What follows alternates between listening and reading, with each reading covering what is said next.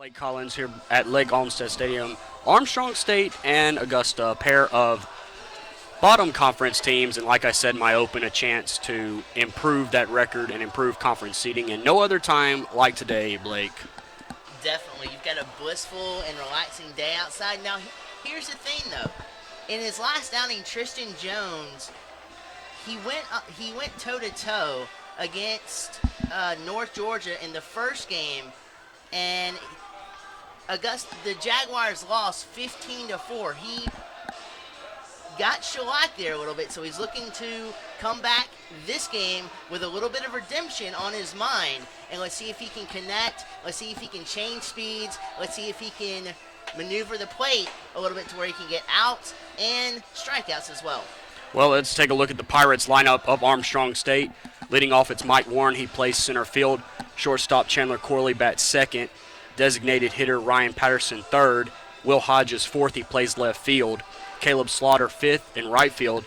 Catcher Will Browning sixth. Zach Goebel at first base seventh. Timothy Gray eighth, plays third. Goebel plays first. Gray plays third. And then Stetson Smith in the 9 spot plays second base.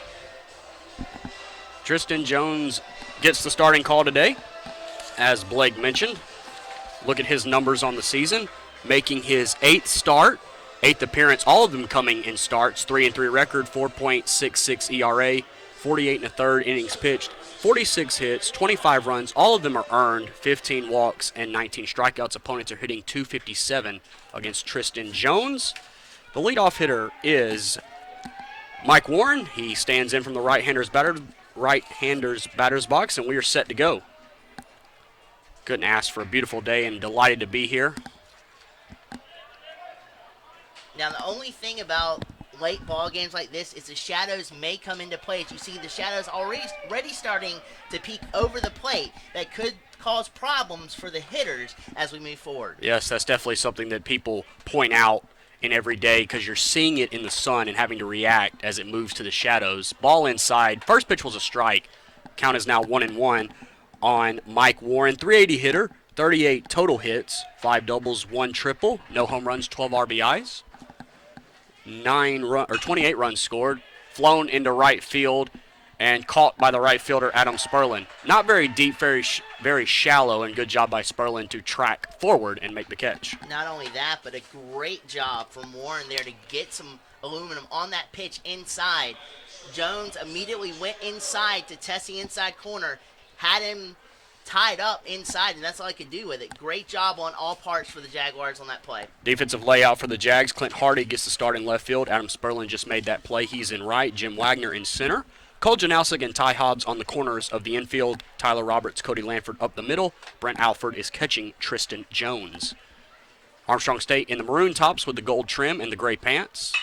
Base hit right up the middle, bouncing in front of Jim Wagner. I wasn't sure if it was going to stay up long enough, and it did, and bounced just in front of Jim. And also, too, some of those line shots, as you alluded to just a few minutes ago, with the unsettledness there, those type of hits or those type of contact plays are the hardest balls to read because you can't really tell how fast and how hard they're coming, so you're almost like frozen your tracks until you could get a better read on it, and that could have helped Armstrong wind up with that single. Chandler Corley was the hitter. He got a single ball outside to the 3-hole hitter. That is Ryan Patterson. Base hit number 46 on the season for Corley. He'll boost that .413 average up. And Ryan Patterson comes in batting .415 with 5 home runs and 33 RBIs. Throw over to first, and Corley's back in time. Corley stolen base, 10 of 12. Patterson, his 5 home runs is tied for the team lead. His 33 RBIs is 1 behind the team lead. And he is the DH for a reason. Jones out of the stretch with 1 on here, no score. Line caught by second baseman Lanford, and it's a double play. Phenomenal play by Lanford to not only see the ball in the air, but time his jump to where he could get his full extension on the catch. And not only that, but have the wherewithal to throw it to first base to Ty Hobbs to wrangle in the double play. Yeah, Corley way off the back, thought it was going to get through, and he is doubled up to end the inning. A one-out single erased on a double play. No runs, a hit, no errors, and nobody left. Through a half inning, it's 0-0. Augusta coming to bat when we return.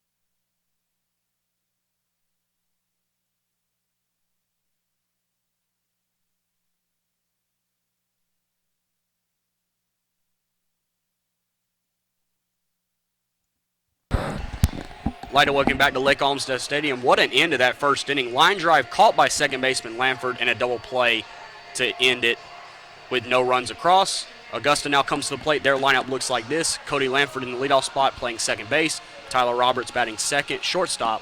Clint Hardy gets the start in left field. He's the 3-hole hitter. Cole Janalsic at third batting fourth.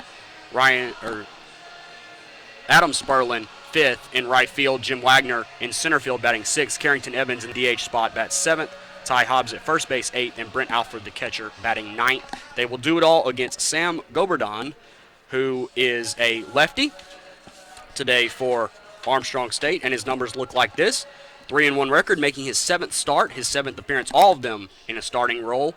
3.90 the ERA, 32 and a third innings pitched, 22 hits, 16 runs, 14 of those are earned, 19 walks, 32 strikeouts. Opponents are hitting 190 against Sam Goberdon. Not necessarily a good ratio if you're a pitcher, so if the Jaguars can be patient up at the plate and work the count in their favor, this is a good pitcher for the Jaguars to acquire contact, get base hits, and forge runs across at the plate. We'll see what happens, though. So Cody Lamford in to lead it off, batting .302 with no home runs, 16 RBIs. First pitch from Goberdon. Ground ball to short, picked up there and throw on to first for out number one. Shortstop Chandler Corley makes the play. 6-3, one pitch, one out, and Tyler Roberts will come to the plate.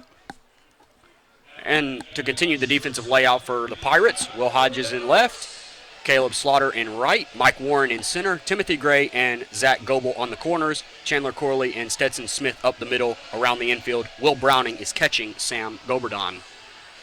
With Tyler Roberts coming to the plate, one out here in the bottom of the first, no score. Roberts, .319 hitter, one home run, 15 RBIs, 5 doubles, no triples, 12 runs he has scored.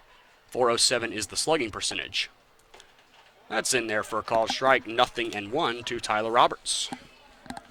Good job by Goberdon there, painting the inside corner, setting up Tyler Roberts here. Let's see if he utilizes the outside corner here. Wind and pitch home on an 0-1. It is on the inside, but too far inside, 1-1. One out here in the bottom of the first. No score in the ball game. Jay Douglas, Blake Collins here bring you all the action. So glad you've decided to tune us in wherever you may be out there. 1-1 pitch on the way. Inside again, 2-1. Establishing the inside corner because the first pitch to Lanford was inside, and 3 straight inside pitches here. It opens up the door for the outside corner to be exploited for Goberdon, but excellent educated eyes here from Roberts. 2-1. Fly ball, left field retreating back and over the head and off the wall. Roberts around first, going to second, and he's going to be in there stand-up double. Over the left fielder Hodges and off the wall, and a one-out runner in scoring position for the Jags. Phenomenal job of using the power, exploding through his legs, torquing his hips, getting through the baseball and striking it to left field. The sun played a huge factor in the read off of the left fielder and couldn't get and retreat back in time to corral the ball. Great piece of hitting there by Tyler Roberts, and now the Jaguars are in business with the runner in scoring position. Three-hole hitter Clint Hardy as well coming up. This will be big. This is exactly the situation you want early in the game with your three-hole hitter. Hardy, second on the team in average, 321, with a home run and 8 RBIs. First pitch to him. In there for a called strike. Good-looking pitch from Goberdon. That double for Roberts is his 6th of the season. Hardy has 11 runs scored. He's got 2 doubles and 3 triples. Roberts stands at second with Hardy at the plate and the leading average guy, Cole Janalsic, on deck. 0-1 to Hardy. Stretch and pitch, rather. Inside nearly hit him. 1-1 the count now. Goberdon pulling the ball a little bit too early out of his release there. Just following through too much and pulling the ball inside. Roberts is 4 for 4 on stolen bases. You really don't see a second to third type steal, but Coach Howell might think about doing it. He definitely has a speed to try. Goberdon with a very long look in. 1-1 pitch. Low and inside, 2-1 now with 1 out here in the first. The key to that, though, would be Ty Hobbs, Tyler Roberts. No, excuse me. Tyler Roberts at the plate is a right-handed hitter, so it'll be more difficult for the catcher to throw over to third base. Well, Clint Hardy. Or Clint Hardy, sorry. 2-1 from Goberdon, and he's very long look in. Still looking in, still waiting, and now he's ready. Hardy, 2-1. Fly ball, left center field. Out is the shortstop, and making the catch is Corley for out number 2. Clint Hardy usually establishes power, has a good bit of contact, just drifted under that ball just a little bit there and popped it up into center to where Tyler Roberts could not advance to third. Here's Cole Janalsic, 344 average, leads the team. No home runs, 11 RBIs, 6 doubles, 3 triples, 13 runs he scored. His slugging percentage is .473 and his on-base percentage is .390. 2 outs in the inning. Augusta has a base runner down at second. No score in the ballgame. Roberts with that 1-out double. Hardy popped it up into shallow left center. Inside nearly hit Janalsic, 1-0. Lefty against lefty, so a favorable matchup for Goberdon to get out of this inning with no runs across. Adam Sperlin on deck. He would hit next if the inning continues. Stretch and pitch. Strike. 1-1 now. A little bit of a late call by the home plate umpire, but a strike nonetheless. Not too shabby as well. Now, Cole Janalsic has an approach of in hitters in the majors, whether it be Jose Altuve, the former Scott Rowland, of being able to approach the at-bat, of going the opposite way. Not only that, if he gets a pitch inside as well, he's quick at the hips and he can turn on it and pull the ball as well with striking contact and striking power. So a good approach all the way around, and it's paid dividends for Cole Janalsic at the plate as he's come in crucial spots and delivered for the Jags this season. Pitch was outside, 2-1 with 2 outs here in the bottom of the first. That is a base hit into left field. They're going to send the runner Roberts. Throw comes into second, and actually it's airmailed up the line past first. So an RBI single taking second on the throw, Janalsic. 1-0 Augusta in front.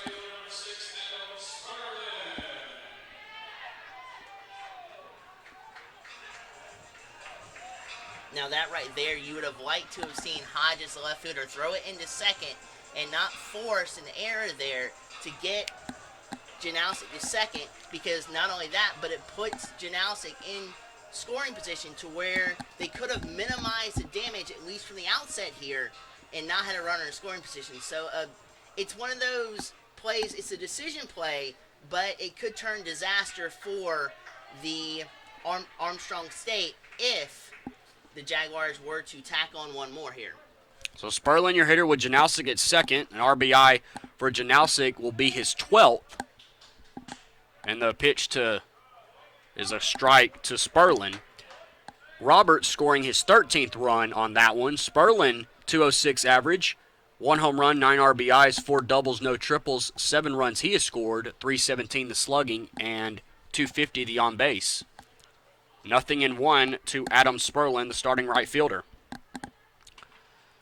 With Janowski at second, a double and a single. Janowski taking second on that throw, that errant throw by Will Hodges. 0-1 as Goberdon long look in with runners at second. 0-1 pitch.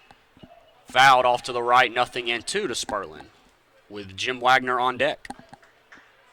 And what this is doing also for the Jags is they're noticing Goberdon is, this inning especially, working the inside part of the plate. That's allowing them to shorten up their swing, look for pitches inside, adjust their bat speed, and catch up to those balls inside, and allowing them to get good, solid aluminum contact on these inside pitches. Here's the 0-2.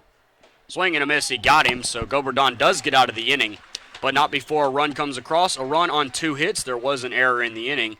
Augusta takes a 1-0 lead after 1. And we return with Armstrong State coming to the plate when we come back.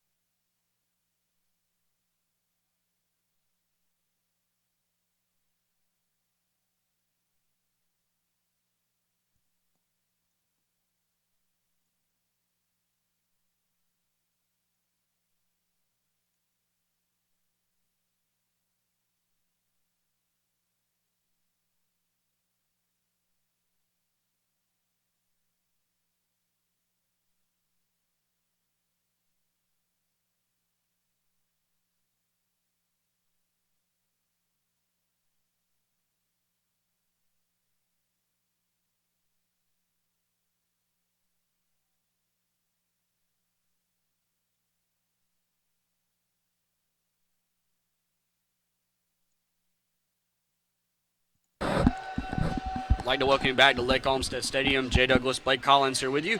We move to the second. Armstrong State down by 1. And good for Goberdon that it's just 1. 4, 5, and 6 coming up for the Pirates. It'll be Hodges, Slaughter, and Browning. So Will Hodges, Caleb Slaughter, and Will Browning all batting here against Tristan Jones, who has a lead here in the top of the second. Augusta going with the all-white uniforms today, blue trim, as Armstrong State going with the road maroon and gold tops with the gray pants. Hodges at the plate, a .359 hitter, 5 home runs, 34 RBIs, 9 doubles, no triples. Jones wind and pitch home. Inside and maybe a bit high for a ball, 1-0. Hodges has scored 18 runs. He's got a slugging percentage of .620 and an on-base percentage of .410. 1-0 pitch. Ground ball, shortstop Roberts to first, out number 1. Phenomenal job by Tyler Roberts here, shuffling to his right. The transition was clean, which allowed him to throw over to first base. Great play by Tyler Roberts at shortstop. Now the right fielder Caleb Slaughter comes to the plate with 1 down here in the top of the second. Augusta leading 1-0. An RBI single by Cole Janowski back in the bottom of the first. Continues to swing a pretty good bat this season, does Cole. Jones, wind and pitch home. Here it is. High and outside for a ball, 1-0. So Caleb Slaughter, .343 average, 4 home runs, 23 RBIs, 9 doubles, no triples, 28 runs scored, .537 the slugging, and .413 the on base. 1-0 pitch. In there for a called strike. I'll tell you what, this Armstrong State team, they may be 0-6 in conference play, but they put up some good offensive numbers. It's not for the lack of contact and power. That's for darn sure, as we alluded to earlier. They're coming off a 22-run victory against Claflin, so they have some pop to their bats. It's just a matter of them finding their pitch, utilizing their bat speed, and getting on base to scratch across runs for Armstrong State. That pitch was fouled out in a place where there's no protective netting, so heads up. 1-2, Jones ahead of Slaughter. Wind and pitch. Downstairs and outside for a ball, 2-2. Jones with a very good waste-away pitch there, trying to get Armstrong State fishing. It just would not bite on the pitch. 2-2 to Slaughter. Wind end pitch from Jones. Ground ball, back up the middle, base hit off the mound. And I think it missed Jones, but it's a base hit nonetheless for Caleb Slaughter. You got to give credit to Slaughter, though. Working Jones to a count that was in the batter's favor, and then working the count to where he could get his pitch, not trying to do too much with it, just shooting it back up the gut to center field, and he's on base with a single. Will Browning, the top average guy on the team, 424, 3 home runs, 15 RBIs. He bats now with 1 on and 1 out. His team trailing by 2, or 1 rather. Stretch and pitch from Jones. It's low and inside for a ball. In their 8-game losing streak, 7 runs against USC Aiken, followed by 2 and 9. They actually lost in 10 innings in Game 3 of their USC Aiken series. 3 runs against North Georgia, followed by 5. Then they were shut out. Outscored by Belmont Abbey 17-10, and then 2 runs against Mount Olive. So it was kind of up and down in that losing streak, which was ended by the 21-2 victory over Claflin. That's a ground ball but foul up the third base side. While we were going through those runs, there was a throw over to first, and Slaughter was back in time. Slaughter, by the way, has not attempted a stolen base this season. So, yeah, like you were saying, no lack of offense, just being outscored or offense at impromptu times struggled. Jones waits on or is ready for a 1-1. Here it is. It is on the inside corner for a strike, 1-2 to Will Browning. And that hit for Caleb Slaughter is number 38 on the season, which is second on the team. Chandler Corley has 45. He leads the team. 1-2 pitch. Swing and a miss. He got him. Throw down to first, and now they got the runner picked off.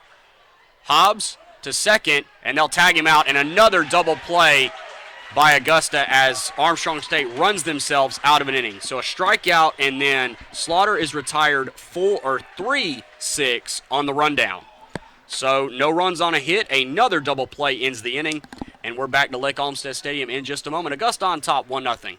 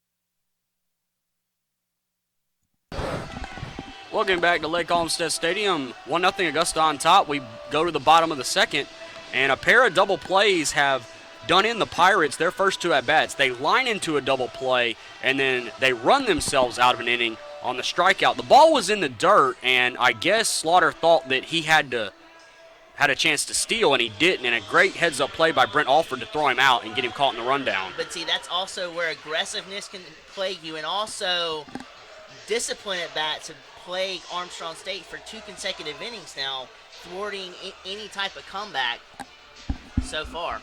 Jim Wagner, Carrington Evans, and Ty Hobbs due up for Augusta at 6, 7, and 8. First pitch to Jim is in there for a call strike on the outside corner. Wagner on the year, 216, 2 home runs, 11 RBIs, 5 doubles, 2 triples, 13 runs he scored, 386 the slugging, 314 the on base, nothing in one pitch, way outside. Gets away momentarily from the catcher, Will Browning. He retrieves it and throws it back to his pitcher. A one-out double by Tyler Roberts, and then a RBI single by Cole Janowski, who took second on an errant throw, but Adam Sperlin struck out to end the inning. 1-1, outside again, 2-1 now. Trying to navigate to the outside corner, but just touched too far outside. Augusta leads 1-0 here in the bottom of the second. Jay Douglas, Blake Collins doing your play-by-play today. Swing and a miss by Jim Wagner. 2-2 the count evens up.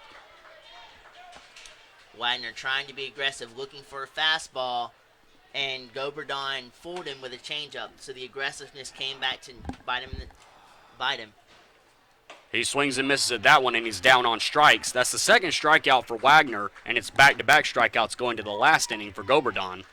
And, Augusta's under 500 and 4-8 in the Peach Belt Conference. Armstrong State over 500, but winless in the Peach Belt. So this team is not to be taken lightly. I mean, they are a very good, talented team, and I'm expecting that this 1-0 lead is not going to hold up.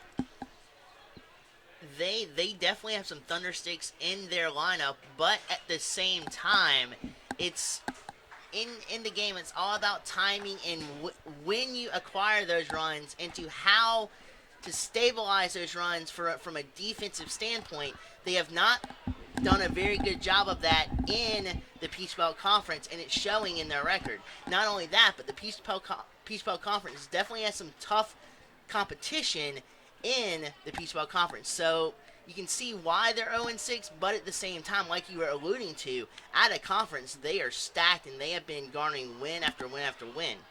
That's a ground ball by Carrington Evans off the mound and no throw. Shortstop Chandler Corley got to it, but he couldn't get it out of his glove, and that one will be a hit. Carrington Evans using that speed to do an infield hit. And that's the second ball that's been grounded right off the mound. Third hit of the day for the Jags, and that'll bring up Ty Hobbs to the plate. So Evans, we didn't even get to talk about his average. 310, that'll go up. 14th hit with that single, a home run, 5 RBIs for Carrington, getting the start in DH tonight. So Hobbs is your batter with Evans at first. Evans, by the way, 2 for 3 in stolen bases. Pitch low and inside to Ty Hobbs, who's batting 183, 13 hits on the season, 2 home runs, 15 RBIs, 4 doubles, no triples, 12 runs scored, 324 the slugging, 310 the on base. He is followed by Brent Alford, who's just 122, so. And back to first, Evans back safely. If you're wondering about Hobbs grounding into double plays, he has not this season. But he has struck out 28 times, which is second on the team. Alford behind him is not grounded into a double play either. And in fact, the only person that has grounded into a double play for Augusta is Jim Wagner. So that's very good hitting by the Jags. Actually, there are 2 with 2. I do apologize. 1-0 pitch. Up and in. Ball number 2. No, but especially if you're Hobbs, you would love, and especially with the Jaguars, you would love to see him try to cut back on his swing and cut back on his strikeouts. But a lot of times with first basemen, they're bred to have power behind him, so a lot of swing and misses will occur. It's just a matter of him working on cutting that back and making more solid contact, because he's got solid power, but just utilizing that power through his contact ability is a key for Hobbs. That was grounded foul past the on-deck circle in Brent Alford. 2-1 the count to Ty Hobbs with Evans at first with an infield single. A strikeout by Jim Wagner opened the inning. 1-0 Augusta leads here in the bottom of the second. Goberdon, stretch, nope, back to first, and Evans back without a tag.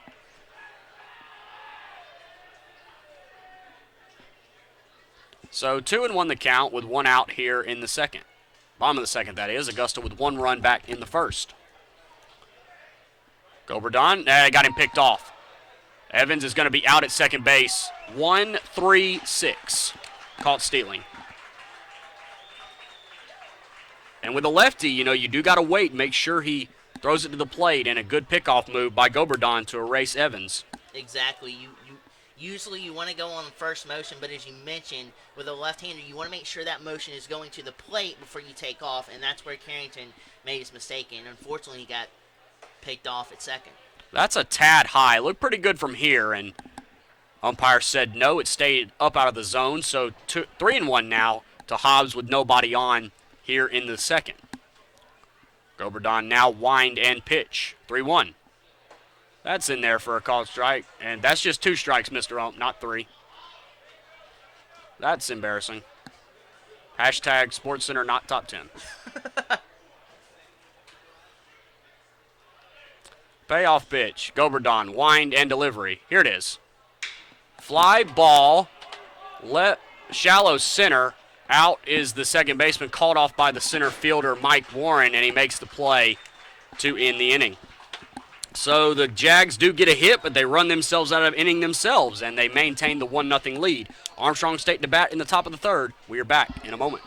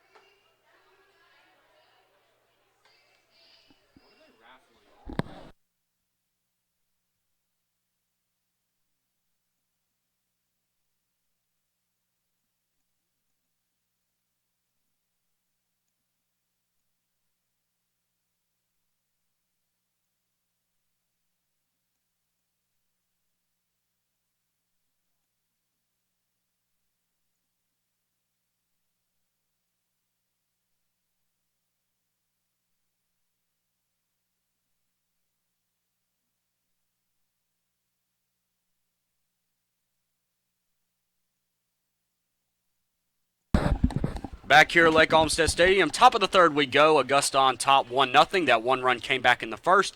Both teams have had some issues on the base paths. Armstrong State runs themselves out of an inning in the top of the second. Augusta does the same thing in the bottom of the second. We move to the top of the third. 7-8-9 for the Pirates here. It begins with, let's see, it's Zach Goebel, Timothy Gray, and Stetson Smith here for the Pirates in the top of the third. They look to tie the game up in this inning. Tristan Jones is back to work for the Jags. Jay Douglas, Blake Collins here with you. So glad you decided to tune us in tonight. We enjoy bringing this to you each and every week. I know they do. So Goebel the hitter, Jones on the mound. Goebel 317, 4 home runs, 31 RBIs. First pitch to him is low and inside for a ball. Zach Goebel, 33 hits, 27 runs, 7 doubles. 7 of those 33 hits are doubles, no triples, 500 the slugging, and 405 the on base. 1-0, and that one's outside, 2-0.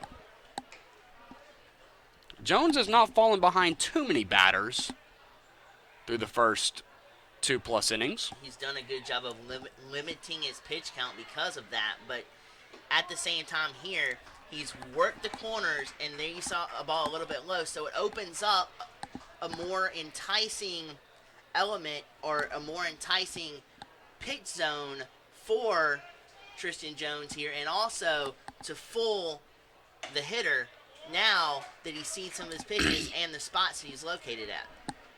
This Armstrong State team, Trey Roberts, who's not in the lineup, 269 hitter, and Spencer Harvey, 188. You compare that with Stetson Smith, who's in the lineup at 250. That's 3 hitters that are below 300, base hit up the middle by Goebel.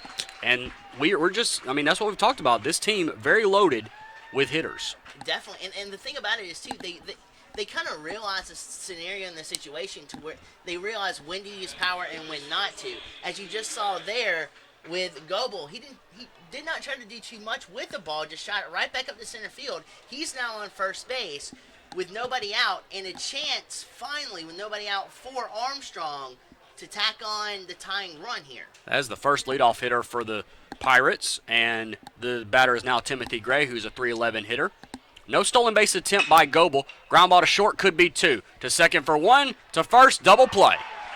Good job by Tyler Roberts there, making sure he corralled the ball before he looked to Lanford, even to underhand toss it, because a lot of times you get too caught up in that and look to the bag before you even corral the ball, and that could lead to an error. So great job there from Roberts to corral it, look to Lanford, toss it, and then Lanford on the other side of it, transferring and firing a rocket over to first base. Great double play there to get Augusta out of the preliminary jam, and a tough break for Armstrong State. Fifth double play grounded in by Timothy Gray. Nobody on with 2 outs here in the top of the third. Stetson Smith, your batter, .250. No home runs, 5 RBIs. 5 RBIs, 1 double, 1 triple. 6 runs he scored, .357 the slugging, and .276 the on base. So both teams with 3 hits. First pitch to Smith. High and inside for a ball, 1-0. So the Pirates, that is 3 double plays, a line-out double play, a strikeout, and then a rundown double play. Pitch is fouled away, and then a grounding into a double play. So 3 double plays by the Pirates tonight. 1-1 the count to Stetson Smith, the second baseman tonight. That's in the dirt, blocked very well by Alford out in front of the plate. 2-1 now. Well, I was going to tell you, I told you that Goebel had not attempted a stolen base, didn't even get the opportunity, as Gray grounded into that 6-4-3 double play. 2-1 pitch to Stetson Smith. Ground ball and through the left side for a base hit. So the double play right now looking pretty big. Back to the top of the order, and Mike Warren, center fielder tonight. And it's looking like, so far too, that Tristan Jones, when he does get a runner on base, he's actually anchoring down, settling down, hitting it, striking his mark, hitting his spots, and he's orchestrating, like you're saying, these ground balls and these double plays to get them out of the inning. A very good job of working under pressure thus far by Tristan Jones. So 1 on with 2 outs now, and Mike Warren, the hitter, flied out to right, throw over to first, back in time. So Stetson Smith gets some action, but he has not attempted a stolen base this season. Stetson Smith, by the way, just making his 5th start of the season. So Mike Warren with the fly out to right field to begin the game. He bats here with 2 on, and he's yet to see a pitch. I think that's 3 check on the runner.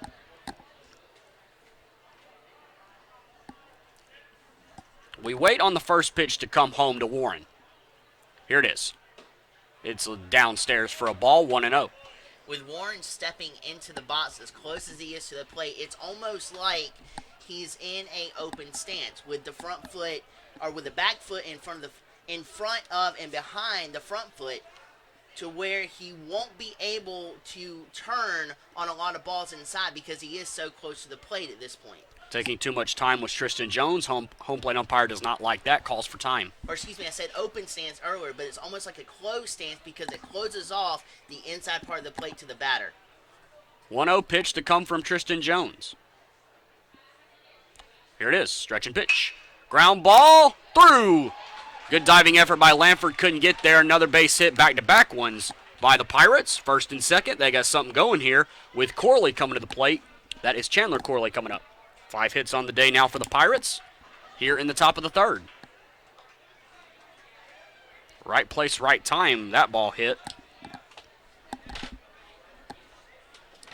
So Chandler Corley 1 for 1. He singled back in the first, but then was doubled up when the 3-hole hitter Ryan Patterson lined out. 2 on with 2 outs. There have been 3 hits in the inning, 1 erased on a ground ball double play. See if Jones can work himself out of an inning. First real jam he's been in. 2 outs here in the third. Pitch home. Fly ball, left field. Giving chase is the left fielder, and it's going to get out. Or he made the catch. Holy mackerel. He actually came down with it, did Clint Hardy. Phenomenal play by Hardy in the sun timing his lead perfectly and coming down with the emphatic third out to end the Armstrong State half of the third inning. That ball just kept carrying. It looked like Hardy had a beat on it, and then at the wall at the last moment, he came up with the catch. Yeah, I honestly thought that ball would have been short of the warning track and the wall because it looked like he got under it and popped it up more so than drove it out. Let's take a break, and we'll come back. 1-0 Augusta maintains the lead. No runs on 3 hits in the inning. A double play looms large as Augusta maintains the 1-0 lead.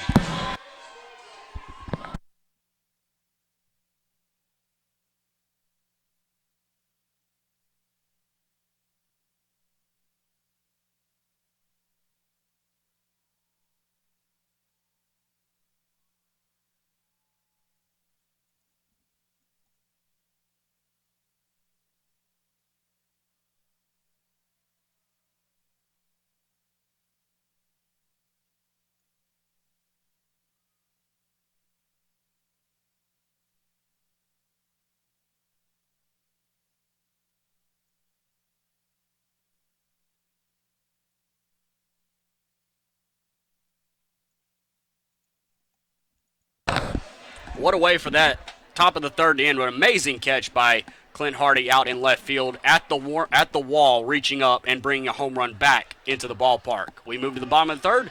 Jay Douglas, Blake Collins here bring you all the action. Brent Alford leads it off, followed by Cody Lamford and Tyler Roberts. 9-1-2 due up for the Jags here in the bottom of the third. They lead it 1-0. They've been out hit 5-3, but still maintain the lead. Goberdon wind and pitch home to Alford. Upstairs for a ball, 1-0.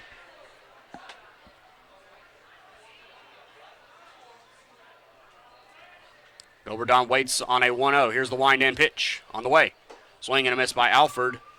1-1 now. Alford, 122 hitter. No home runs, 3 RBIs. 1 double, 5 total hits, 4 runs he has scored. 146 the slugging and 280 the on base. Here's a 1-1. High and maybe possibly outside for a ball, 2-1. It's amazing how a little bit of an adjustment from Goberdon there had Alford swinging at the second pitch. There were 2 straight fastballs high up at his eyes, and we'll continue this after you. That's a pop up to third base side, and it's actually Shortstop comes away with it. I lost it over there. But anyway, it's amazing how the results of the 2 first pitches were, because it was 2 straight fastballs up in the eyes. The second pitch was just a little bit lower and had Alford swinging through it.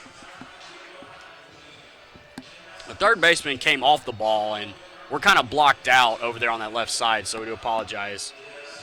Cody Lamford, the hitter, he's grounded out to short in his only other at bat. 1 down here in the bottom of the third. Pitch home is high for a ball, 1-0.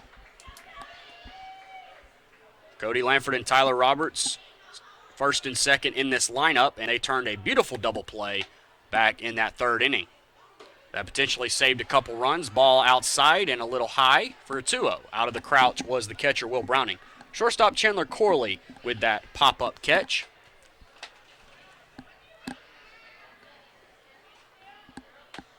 Two-0 pitch to Cody Lamford on the way. Fouled back our way and into the screen, 2-1. Just missing.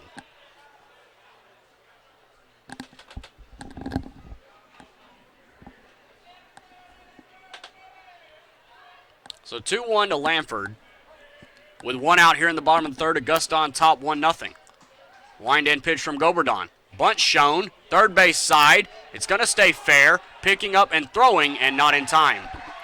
Third baseman Timothy Gray made the decision to touch it in fair territory, and the throw was late. That was a great job of surveying the field by Lamford as he was coming up to the plate.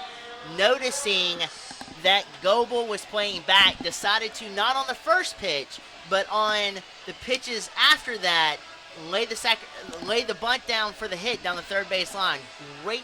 Great decision there to lay that down, and he's on first. Tyler Roberts will bat, who doubled and scored a run back in the first. If you're wondering about Lamford, 11 for 11 in stolen bases. Goberdon's already picked off 1 and a soft throw over. Back in time, Lamford standing. again, as we talked about earlier, but we'll also mention it now, with the left-handed pitcher up, it also shortens up your lead for Lanford at first. You normally see a 3-step lead. It's about a two and a half to 2-step lead when you have a left-hander on the mound because of the shorter time frame that he has to throw over to first base.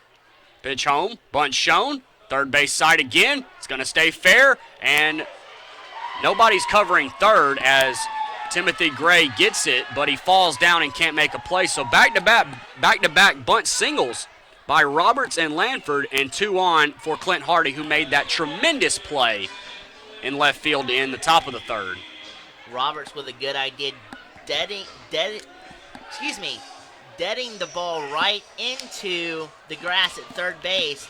Nothing that Goebel could possibly do but to try to barehand it, loses his balance, and that's why Roberts is on first base and Lanford at second. Now the Jaguars are in serious business here, looking to tack on some more insurance runs. This is interesting because the corners are pulled in, so now with Hardy swinging away, this could be a big inning. Past third, rounding third is Lanford. Coming home, he'll score, no throw, 2-0. And just what I was saying, the corners pulled in, and Hardy right past the third baseman, Timothy Gray, for the second run of the day for Augusta, and it is the third straight hit in the inning. The 2 bunts prior to that set that whole thing up, with Goebel having to mosey on into the grass to protect for a bunt because Hardy is also known for his bunting ability as well. So to protect from a bunt, what does Hardy do? Switch it up, make solid contact, gets it past the third baseman, and the Jaguars tack on one more. So 2-0 Augusta leads. So 6 hits in the inning, or 6 hits on the day, 3 hits in the inning. Cole Janowski, your hitter.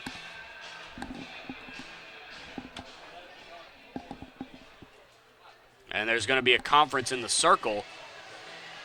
2 on with 1 out. The first out was Brent Alford. He popped up, and then there have been 3 base hits. 2 of them were bunt base hits. And that's just good coaching. I mean, Chris Howell saw something, asked his leadoff hitter and 2-hole hitter to lay down bunts. They both reach, and then your 3-hole hitter, you tell him to swing away, knowing the defense might be pulled in, and it paid off. The scouting department from all of the Jaguars players was phenomenal this inning. Not only, as you alluded to, from Howell's perspective, but the execution on those bunts was downright phenomenal, allowing them to reach, and then on the back end for Hardy to execute that bouncer past Goebel at third base. You couldn't have asked for a better execution from the Jaguars this half inning. Head coach Calvin Culberson out to talk to his pitcher for the Pirates. 2-0 Augusta on top, a run in the first and a run in the third. And now Augusta has out-hit Armstrong State. And they're still in business, and Timothy Gray stays pulled in at third. The first baseman, Zach Goebel, is back at first. Wind end pitch to Janowski. Off the hands, fisted, it's going to drop. Nobody's covering first. They go to second for the force out, though. And 2 outs in the inning. Good job by Goebel, spinning and throwing to his shortstop to get the second out of the inning. At least you want to try to get 1. If you can't get 2, you want to get a sure 1 out to account for the second out here. But you always want to try to get 1 if you can't get 2. So Hardy is retired on the fielder's choice. Roberts goes to third. Janowski's aboard. It's first and third with 2 outs for Adam Sperlin, who struck out swinging back in the first.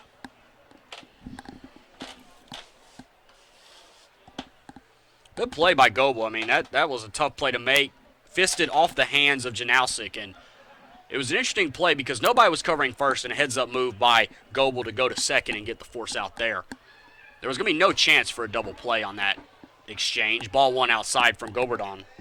Well, also, too, the Jaguar runner at first had to hold up to make sure that ball wasn't caught in the air. And I was a little Goebel, bit surprised that it wasn't an infield fly rule. I guess it wasn't high enough. Right. And Goebel, that ball is tattooed to left, but it's going to stay in the ballpark. Left fielder Hodges is under it, and he's got it. Good barrel on the ball for Sperlin, but under it just a tad, and the inning comes to a close, but not before the Jags tack on 1. A run in the inning off of 3 hits, no errors, and 2 left. It is 2-0 Jags after 3. We're back to Lake Olmstead Stadium in a moment.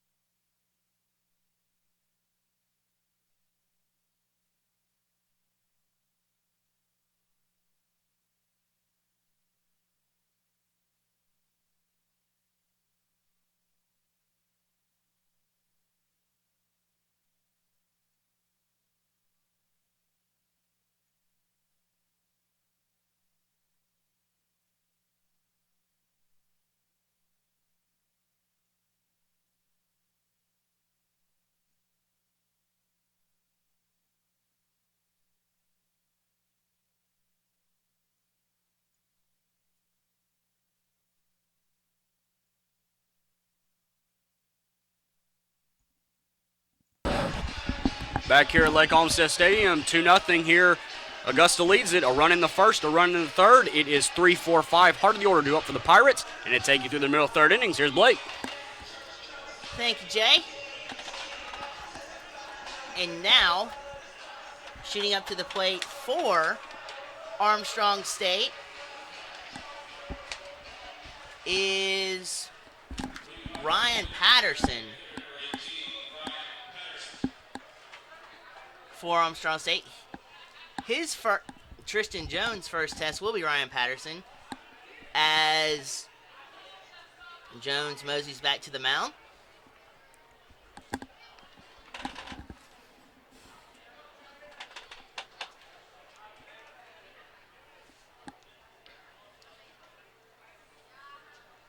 Armstrong State has yet to scratch across a run in the first 3 innings of this ball game. And Tristan Jones starts the Jaguars' defensive part of the 4th inning off with a bang with a first pitch strike. That fastball was inside.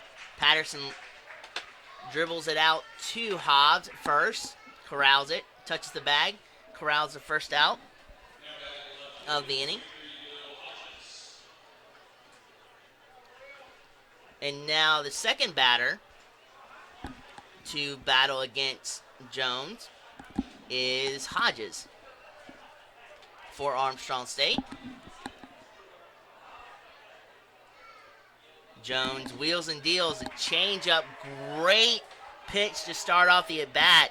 Hodges looking for a fastball, was drastically fooled and swung right through it as the ball connected with the glove of Alford for the first strike.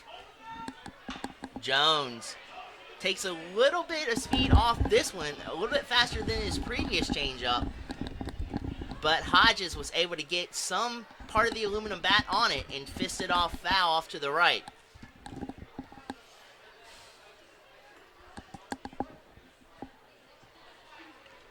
All the infield's playing straight up. Ball might have gotten a little way from Tristan Jones right there. Sails on him to make this a 1-ball, 2-strike count. Good pitch. Change up inside tight. Forces a swing through the baseball. Cannot make solid contact with it, and he is sent packing back to the dugout. And this will give way to Caleb Slaughter, who has one of the only hits in the game for the Armstrong State, as he gets some pretty solid aluminum on that one, but just a tad late as that ball is shot back foul to the concourse area.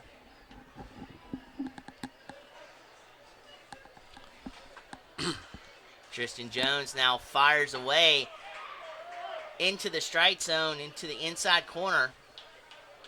So now Tristan Jones is in the driver's seat with a 0-ball, 2-strike count. Typically when you move out of the way and it's not really close, the ump will not give it to you, and that's what happened right there. Jones in command right now. Ooh! I don't know how he got out of the way of that one. barely misses Armstrong State does that pitch. But at the same time, let's see if it kind of backs off Armstrong State from crowding the plate and allows for more, or for Jones to work more on the inside part of the plate. But as you saw there, that breaking ball dips down in the dirt to even up the count at 2 balls and 2 strikes. Armstrong State has only put 1 runner in scoring position, and that was erased on the double play. He's rung up. Great changeup in the dirt there. Caught Armstrong State off guard, fooling, fishing, and he is sent back to the dugout to retire the side here in the top half of the 4th inning. We go bottom half of the 4th inning when we come back.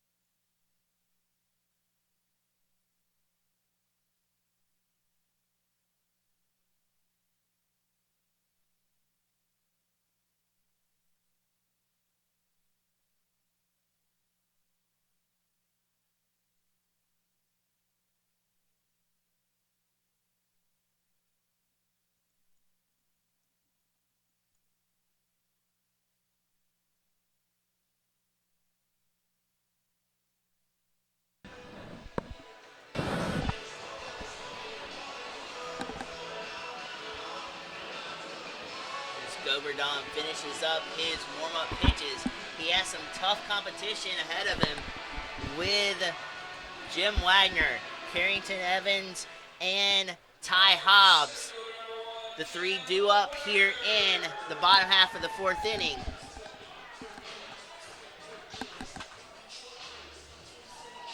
Good walk-up song.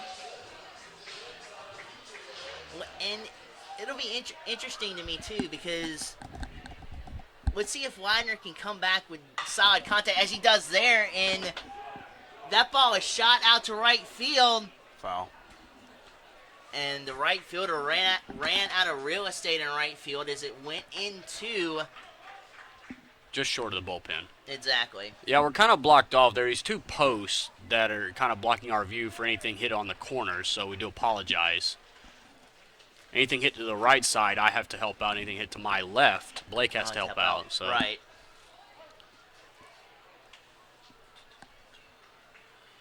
And Jim Wagner stands in ready to take his pitch, and he watches that ball sail up in the zone and into the catcher's mitt. That ball off the bat looked better than what the outcome was, that first pitch. Wagner just a tad late on that fastball. Skews that one back our way here, just a little bit to the left of the press box. Yeah, no windows, so duck and cover. I actually watched a baseball game where a ball actually shattered the window, so maybe having it isn't a good thing either.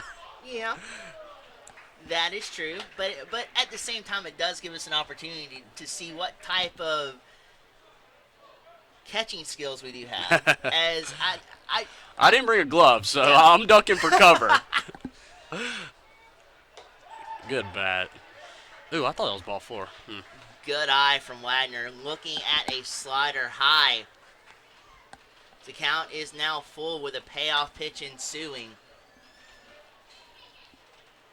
And Goberdon delivers a changeup, changing speeds. Wagner was a little bit ahead of that pitch and pops it up foul. Thought he was getting a fastball, but a little bit too far out in front.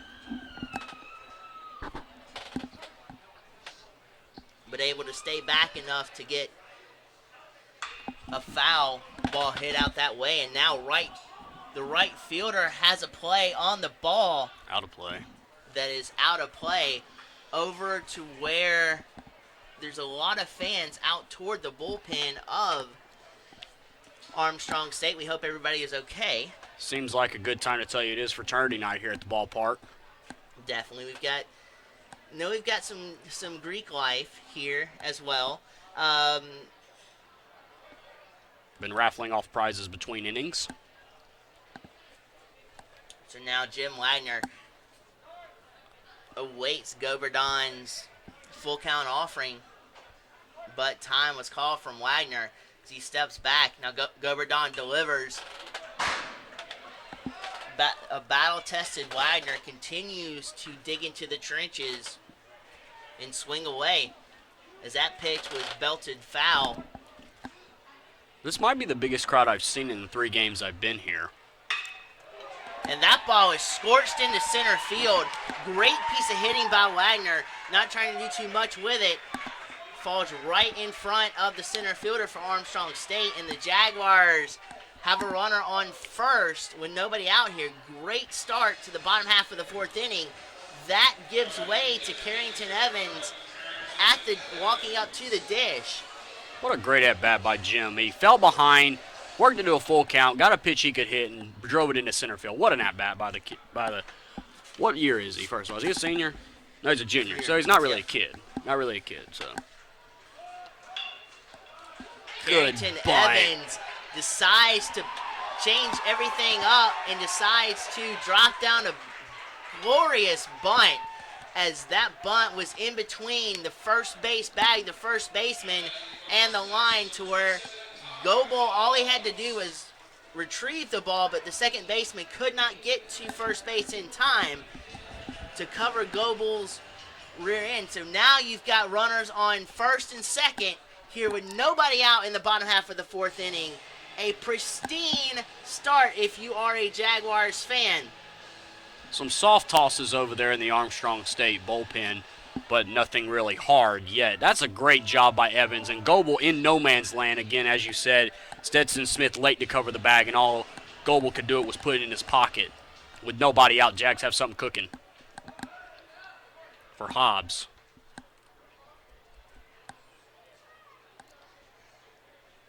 Third baseman Gray well pulled in on the grass, and he's guarding the line, which opens up a solid hole from short to third. Sun peers back over here at the ballpark. Lights are on. And that ball is ripped, barely foul, past. Man, that was a beautiful hit, but just barely past Gray at third base and foul by inches. As Ty Hobbs will stand back in, facing an even count at 1 ball and 1 strike. Wagner 3 of 4 stolen bases. Evans 2 of 3 double steal, maybe. You've got 2 of the fastest runners on the base pads for the Jaguars, so that is a strong possibility. Let's see if Chris Howell wants to wheel and deal here and try to execute anything. Chance for Augusta to really break this game open. Action still in the bullpen down to our right.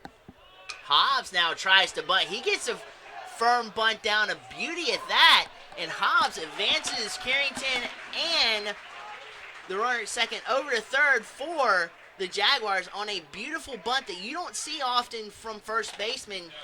Drop down a bunt like that, but phenomenal execution sees the Jaguars with 2 runners in scoring position with only 1 out to boot in the bottom half of the 4th inning. That is Hobbs' only second sacrifice bunt of the season. So, like you said, the leader in that department is Jamal Cummings with 4. He's not in the lineup tonight. Could see him as a pinch runner maybe later on. Now, Brent Alford stands in. This matchup will be in favor of Goberdon with a lefty-righty matchup, but we'll see if Alford has other plans for Goberdon at the plate. There's a big hole up the middle. First pitch he sees, he sprays out to left field, and that is deep. Out of play. Ooh, did he make it? Yeah. And Ooh. the left fielder for Armstrong State, Hodges, with a magnificent grab out in left field, sliding grab at that. The wherewithal to throw it back in to preserve the runner at second, but could not keep the runner at third from tagging up and scoring. So the Jaguars acquire their third run on a sacrifice fly from the bat of Brent Alford. That takes some guts, too. That's a chain link fence down there in left field where the playground's located, to go into the fence at full speed. And, you know, it's a decision because it was deep enough to score the run. So if it's in foul territory, do you just let it bounce? But you want to take, you know, any out you can get, right, sacrificing the run. And especially because there wasn't a double play scenario in order, so all you'd be able to get is one out anyway. Good play by both left fielders today. We had Hardy rob a home run, and we had a great play by Hodges up against the fence. Ooh. Lanford doesn't waste any time, sends a rocket out to shortstop.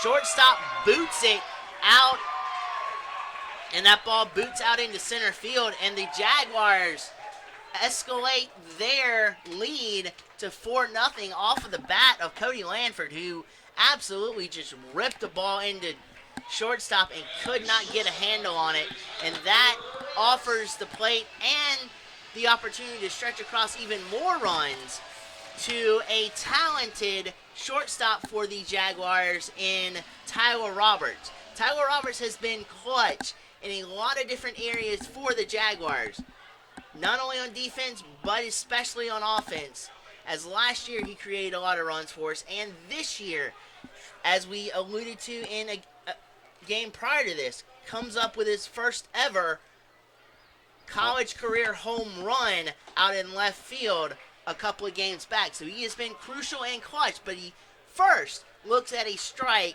that pegs the catcher's mitt right down the heart of the plate. 8th error of the season for Corley, by the way, and that means every run now will be unearned as the inning continues. Ball just hit off the top of his glove, like the top part of it, and went into center field. Nothing he could do about it. And you're right, there's not much he can do about it. And also, too, his base was firm. He did everything right. It just bounced off the – and sometimes that happens. Sometimes you get a hard carom, and you can't necessarily come up with it. It's not anything that you've done or is your fault. It's just the way that the ball bounces and the ball rolls. And sometimes that happens, and the mistake is on nobody's fault at that point. But as we see now, we've got a 1-1 count. And Tyler Roberts stands there and watches that pitch enter into the glove at a 2-1 scenario he is facing as he steps back into the dish.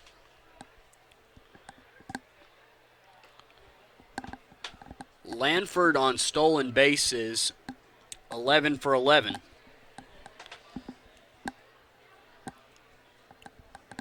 Augusta's already had one pickoff this game. But what you want to do, though, is time this up to where you're running and stealing on an off-speed pitch, whether it be a changeup, a curveball, something off-speed to where you can get an extra step or two before the ball gets to the catcher to where he can transfer and throw. No wind to speak of at the ballpark right now.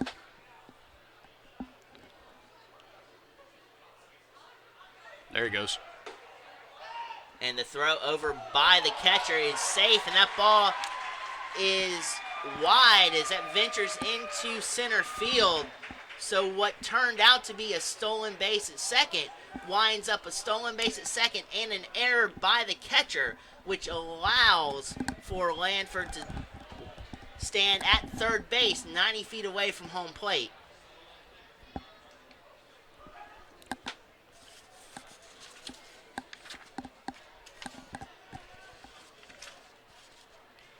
Catcher Will Browning with his 5th error of the season. And Tyler Roberts, you want to make contact. You have 2 outs. but you want to make contact because anything can happen. But instead, he watches a ball toward his torso venture inside, missing the inside corner, and he is at first base on a free pass. First walk by either team. And now a five-tool, five-star player comes to the plate in the form of Clint Hardy. He has a phenomenal arm, great contact ability, phenomenal power. His speed is absolutely engagingly fast. And he patrols the outfield as well as anybody. And he looks at a first pitch ball low and inside. Roberts 2 of 4 on stolen bases.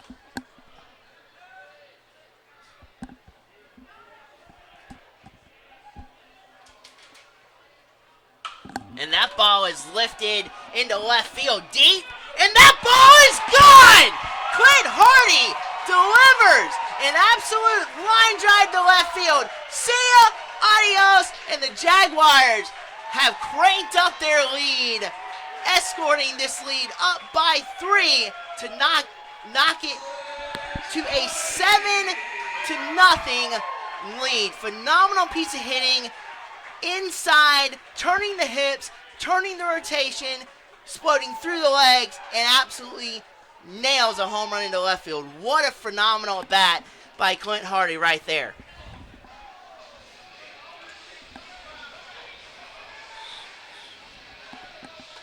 All those runs are unearned due to the error by the shortstop,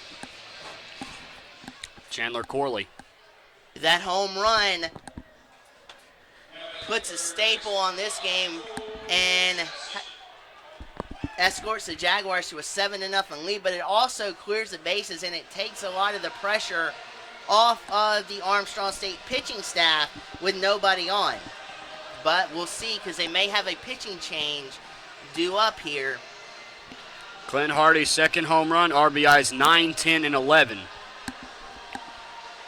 RBI for Brent Alford on the sac fly, RBI number 4.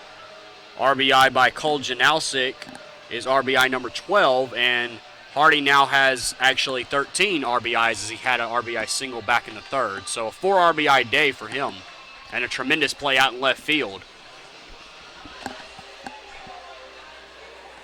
And it looks like they are going to leave Goberdon into the ball game. Plug this computer in when you get a second in between. What happened now?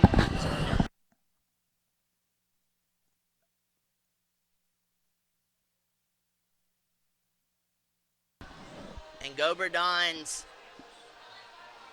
next opposition at the plate will be in the form of Cole Janalsic.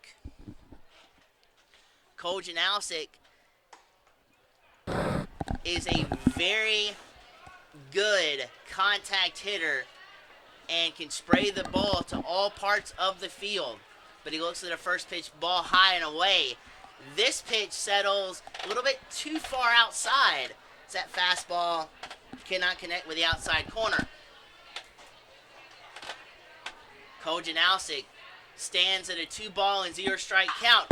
He scorches one foul off to the right. That ball was hit on a laser in foul territory.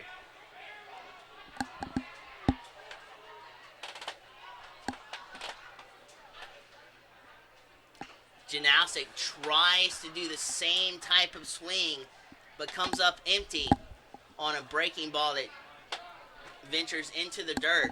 Great piece of pitching there by Goberdon, fooling Janalsic.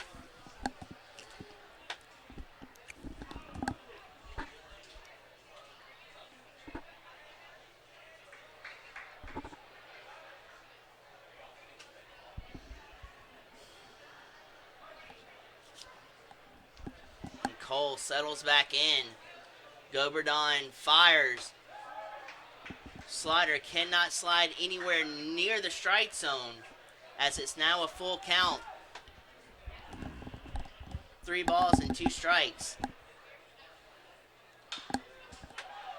Cole's a fighter as he fights that one off. Foul. So we'll take another stab at a 3-2 count.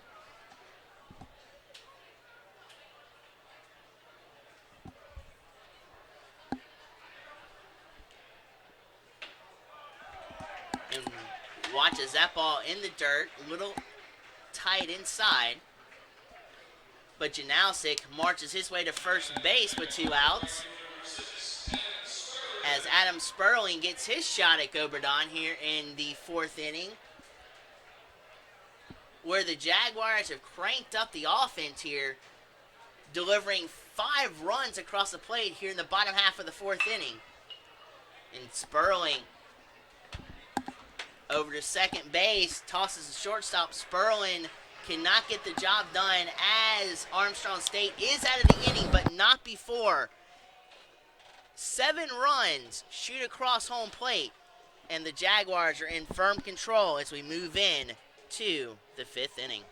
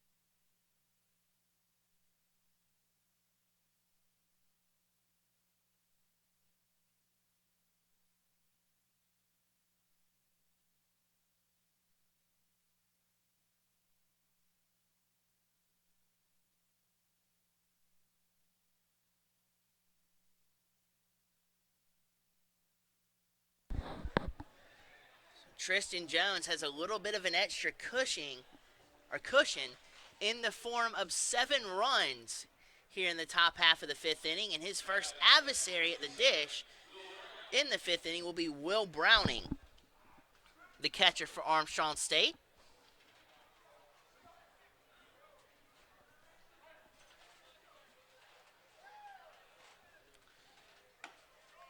And an excellent fastball right down the heart of the plate. A get-me-over fastball from Jones connects for the first strike of the at-bat.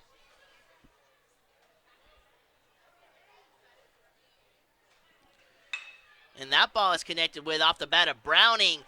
Phenomenal diving stop there by Lanford. Great ability to spring out there to even have a chance at gathering that ball, but just on the hop up and the transition across, he could not transition it cleanly. So Browning is at first base for Armstrong State as they are looking to cook some things up here.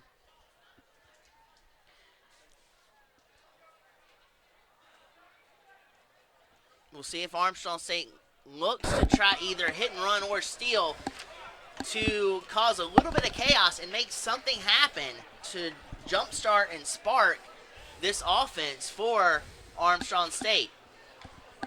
But first, Jones wants to check over on Browning at first base, and he delivers a strike over to Ty Hobbs, but Browning glides back into the bag safely. That ball is delivered to the plate, outside corner. Firm call from the umpire as it is an even count now at 1 ball and 1 strike count.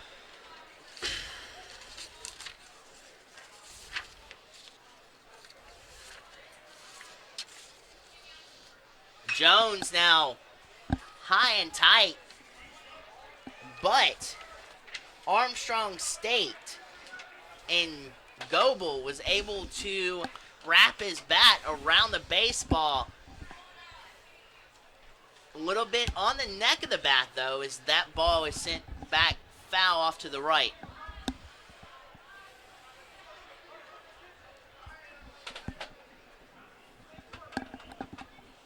Jones now set. He comes to the delivery, and that ball bounces in the dirt before it even reaches the plate. Great job by Alford there to get onto his base and block it from the ground up. 2 balls and 2 strikes. Alford there displaying shades of Javi Lopez back in the 90s when he was with the Braves. Ooh. As a check swing there by Armstrong State. He certainly like he went around on that one. It prompted the umpire to check with the field umpire who doesn't give the swing call. He gives a safe call. So now we're still in the box with a 3-2 count, and Jones has to be perfect inside the strike zone. A little bit low, and Jones is in a little bit of trouble. Don't know why they ruled that first thing a hit. It was dropped by Lanford. Lanford trying to throw it, so I don't really understand that's not an error. Because he would have had him, I think, if he fields it cleanly and throws. Right. Well, even if you get glove on it and the transition comes up unclean or misdirected in the transition, that should be an error, to your point. Back to that check swing, as that's a strike. Sometimes I wish they wouldn't appeal when it's not even close, but that one, the home plate umpire has the best view with the field umpire being far away, so he can ring the guy up if he thinks he went. And from my vantage point, I thought he did. So in that situation, I would have liked the home plate umpire to make a call in that situation without appealing. As that is a ball to even up the count at 1-1, but at the same time too, it's the age-old question whether the hands go across the plate or the bat goes across the plate. I think that time the hands went across the plate, but the bat did not go across the plate, and that's where the holdup was. And the field umpire did divvy that check swing, as he did check his swing through. Second time that there has been a runner in scoring position tonight for the Pirates. So now Armstrong State's looking at a 1-ball and 2-strike count. Well, that ball is bounced past Tyler Roberts and past Cole Janowsic. First time this game that Armstrong State has had the bases loaded, and all this coming under the gun with nobody out. As you see Chris Howell trotting out to the pitcher's mound to try to calm down Tristan Jones. And basically what he's saying here is continue to pitch your game. You're up 7 runs.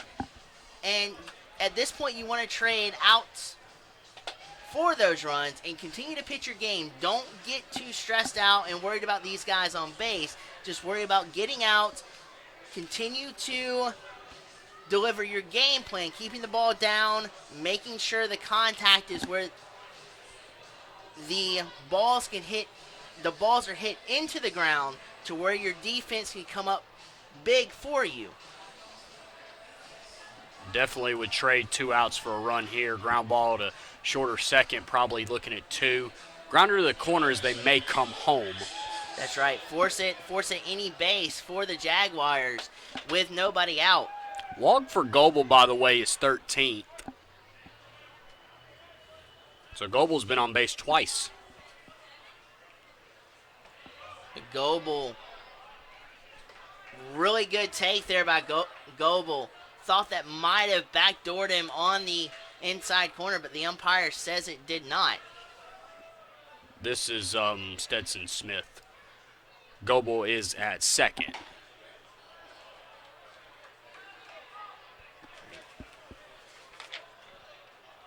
And Smith is looking at his second ball of the at-bat. Definitely would not want to walk in a run here. Not at all.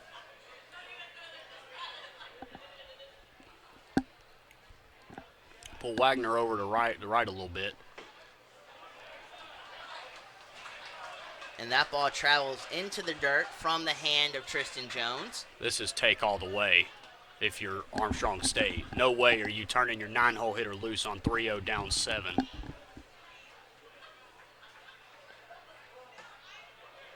And that Smith does take, and Jones nails the inside corner. Still got to come in with something here. Smith has a good opportunity to get a base hit here. And he sends a rocket out to left field to where the play is made out in left field by the hand of Clint Hardy. But what that does for Armstrong State is it does accumulate to their first run of the ball game off a sac fly. That run will be unearned as Browning reached on the error. I know that it's still technically ruled a hit, but I really think that one should be an error. So at the end of the game, if it's not changed, we'll go back and change it. But right now, I'm crediting that as an unearned run. And that will turn over the lineup to the top of the order in Warren at the plate.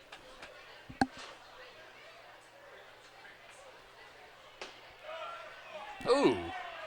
Good pitch by Jones. Excellent spot. Fooled Warren as he thought that was a ball. It hit right on the corner of the low part of the strike zone. Very good spot from Jones. Looked a tad low to me. Jones tries a similar location, this time inside. Cannot divvy the strike call there. So it is now 1 ball and 1 strike. I'll tell you, the last time I was here, Augusta had a big lead, and I believe it was Saginaw Valley mounted a furious comeback, so let's see if the Pirates try that as well. And that ball is muscled into right field. Bases are now loaded off the bat of Warren, who just serves it into right field. Looked a little bit off balance, but got enough aluminum on it to send it over the head of Cody Lanford. That was almost an excuse me swing, like he lunged at it and it just got over the head of Lanford. That's a tough one for Jones to take there. Someone is warming up down in the Augusta bullpen to our left. Is it Noah? I think it's a single number down there. It's either Noah Fairburn or Collier Baggett, because it's definitely a single number. I think it's Noah, though.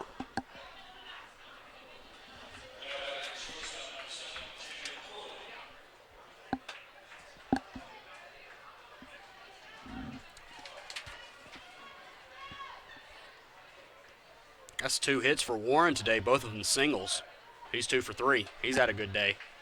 Or night, rather, I guess. Tristan Jones now looks to battle back here with a first pitch strike on the outside corner. And Alford frames that pitch up beautifully. Both bullpens are working a little bit. There's some stowing around in the Armstrong State, but nobody throwing yet. Ooh, good pitch. Nasty.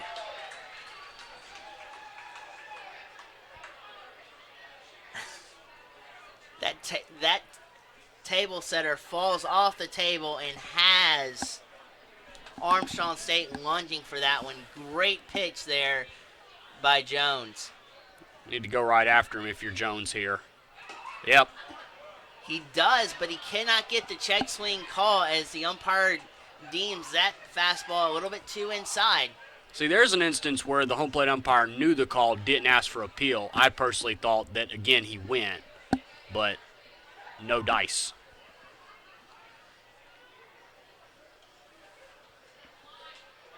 Good block. Offers been money from behind the plate as far as blocking is concerned this year and last year, as he shows you why he is coveted for the Jaguars behind the dish.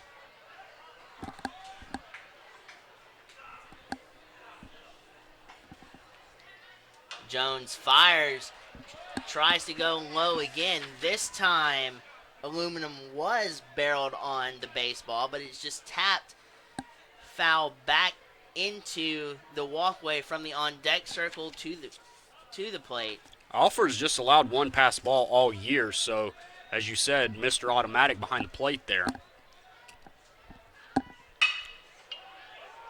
And that ball is sent to second. Lanford, Roberts, finely tuned execution perfecto on a double play from Lanford to Roberts. Transitions cleanly back to Hobbs, and the Jaguars squeeze out of this jam, only allowing one run here in the fifth inning. As we go bottom half, the Jaguars are still in firm control, but a little bit of intensity. We'll see if that turns into offense for the Jaguars when we come back.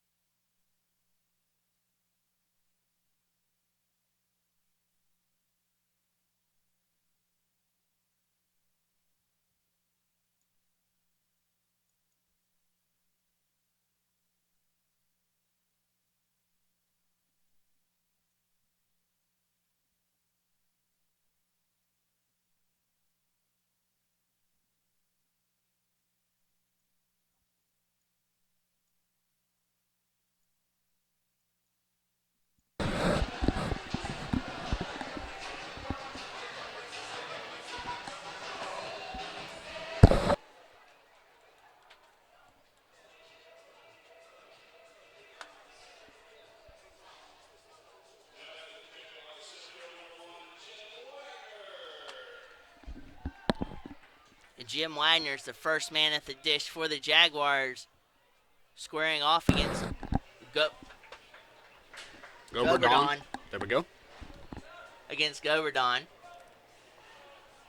And he looks at a first pitch ball as that pitch settles into the inside part of the strike zone, in toward Jim Wagner's hands, does not offer at it. So it is now a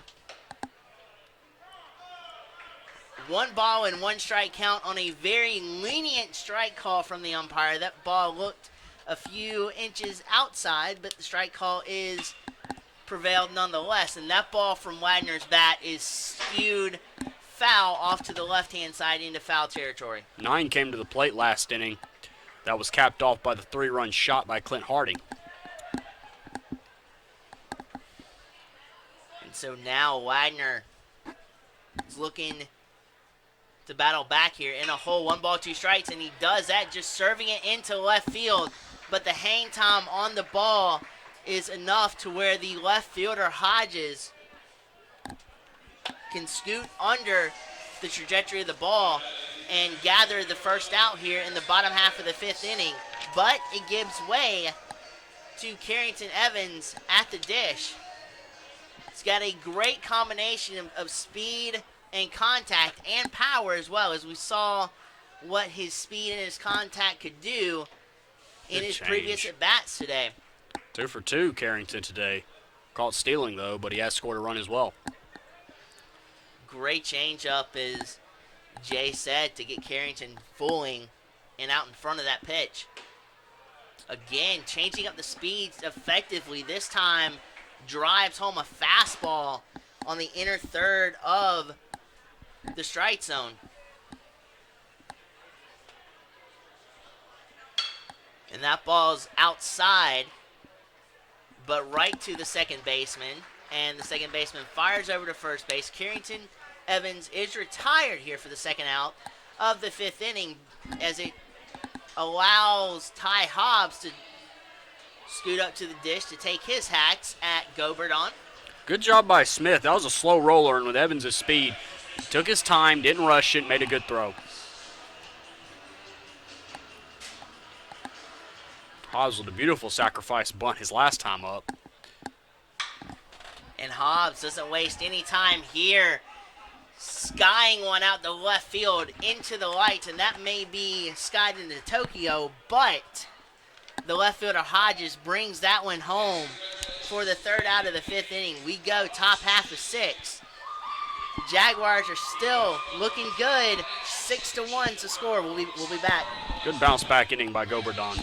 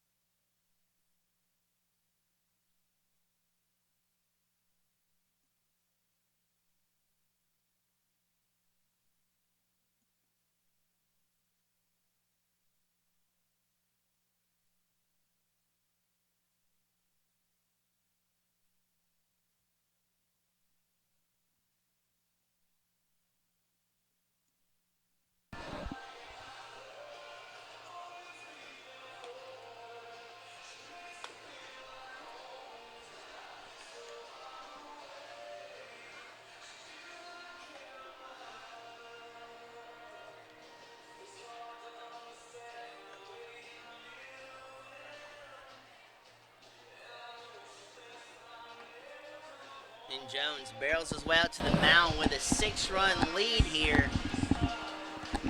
in the top half of the 6th inning. Why would you take him out when he's only given up 1 run and Chris Howell stays with Jones here?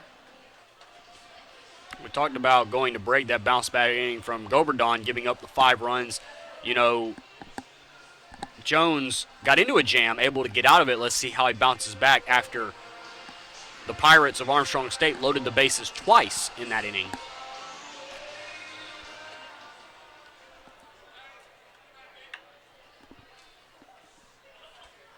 But he'll have a tough test ahead of him with Patterson up at the dish for the Pirates. He's been held in check tonight, 0 for 2, but he's hit the ball hard both times. Jones, though, great with the opposition. The first pitch fires a ball into the strike zone on the outside corner for the first strike. But this time, Patterson gets aluminum on it right to second base, and Lanford to first for the first out of the inning.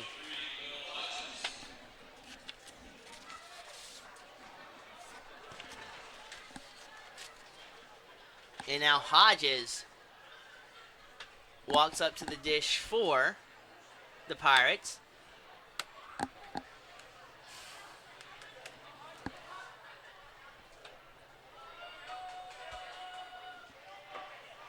Oh. Slider backdoors him to a T there for Hodges. But man, was it a gorgeous pitch by Tristan Jones, able to get the call on the backdoor slider. Doesn't fool Hodges this time as that ball is skewed out Good to play. Tyler Roberts. The shortstop transfers it pristinely and fires it over to first to get the second out of the inning. Little bobble there by Roberts, but he stayed poised and made a strong throw deep in the 6 hole.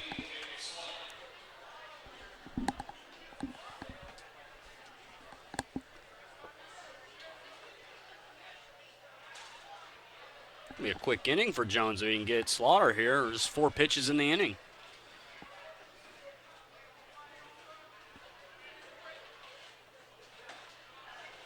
Again, that slider's working to perfection as this time it slides to the outside corner to nail that corner and garner the first strike of the at-bat.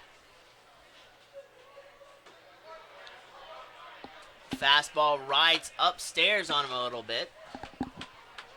Still an arm down in the bullpen, but no throwing for Augusta. And bullpen for Armstrong State is vacant. So an even 1-1 count quickly turns into a 2-1 count off of a fastball that misses the outside corner. Ball is outside and low from Jones, maybe setting up something inside. So he does try to go inside, but that shot off the aluminum bat pulls into center field. Wagner's there to retire the side, in the 6th inning. No damage, no harm, no foul done as we move to the bottom half of the 6th inning.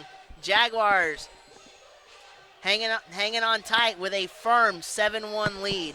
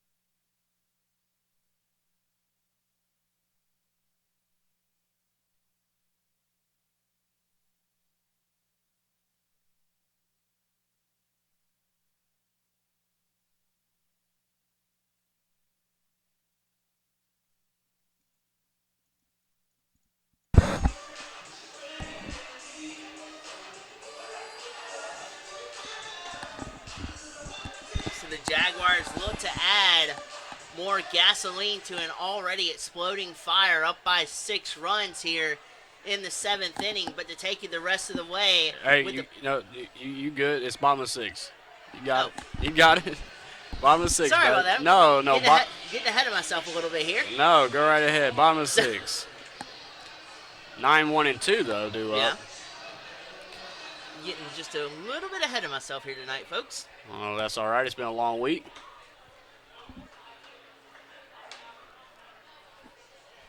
And that pitch lands out in ball territory.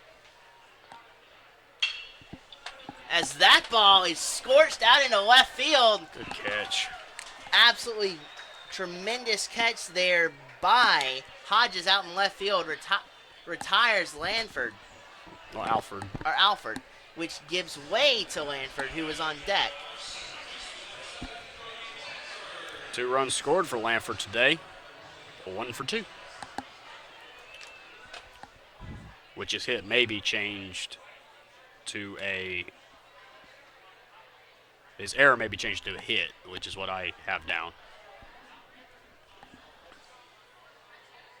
And Lanford doesn't waste any time, sends a hot shot over to third base. Corralled beautifully over there at third base. Bobbles it just a smidge, but was able to tailor it back into a clean transfer after the bobble and fire over to first to get the second out. Yeah, that ball was hit right at Gray and didn't get too far away. He's able to pick it up and make the throw. If that ball, if Gray's back a little bit and the ball's hit not as hard, it's probably an error, but it was hit so hard that when it bounced off of him right next to his feet, he was able to get it and make the throw. Timothy Gray, great play. And so now we've got Tyler Roberts at the dish.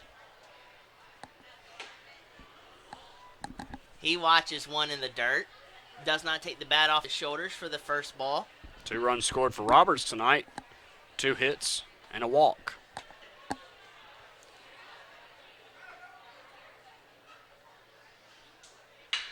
And that ball is shot into center field. Great piece of hitting by Tyler Roberts. Took what the pitcher gave him, placed it back where the pitcher left it, shot it into center field. Great piece of hitting by Roberts. And that will hand the at-bat over to Clint Hardy, who hit a bomb this game 2 innings ago to establish this 6-run lead with 3 runs coming across the dish to continue his offensive onslaught throughout his Augusta University career. As Hardy takes low, a ball inside. 3 hits on the night for Roberts. He's been on base all 4 times. What a night. Good fastball inside. Nails the outside corner.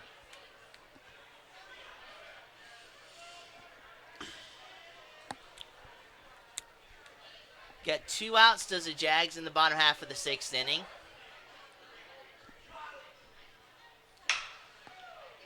And that ball is tapped out to short. Easy toss over to second base to acquire the 3rd out.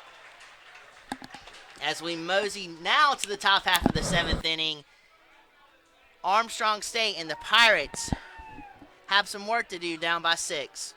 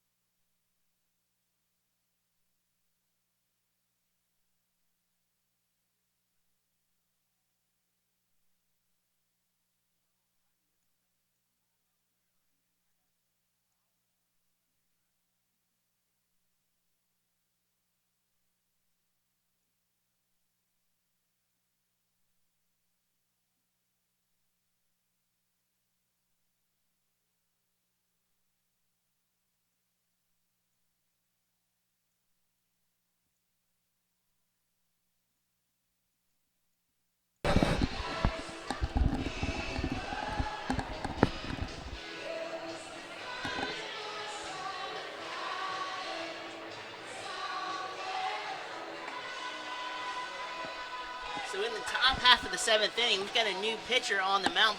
But to tell you more about that and to take you the rest of the way, my broadcast partner, Jay Douglas, who will take you through the 7th, 8th, and 9th inning. Thank you so much, Blake. Yes, call to the bullpen by Augusta. Cody Pugh, the new pitcher, making his 7th appearance.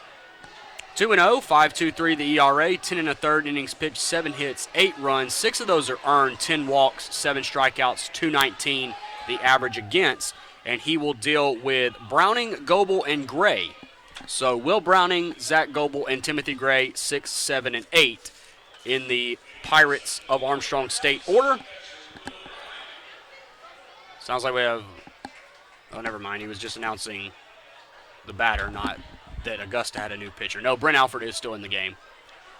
So the line on Stokes we'll give you in a minute, and as Alford goes out, we'll give you that to you right now. Stokes, 6 innings, 7 hits, a run unearned, a walk, and 3 strikeouts rather. I know it says 8 on the scoreboard. I have 7. There was one error that was given, that I have given. And then a game recap for you.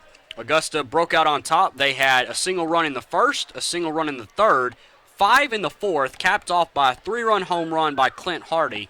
And the only run for Armstrong State, thinking back to last time, a sac fly for Stetson Smith that brought home Will Browning. Will Browning at the plate. First pitch was a ball. Browning 0 for 2 with a run scored.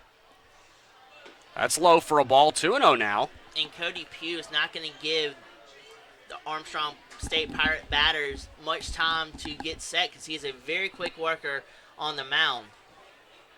See if that works in Augusta's favor. That one's a tad high, 3-0, and Pugh might need to slow down a little bit. He's kind of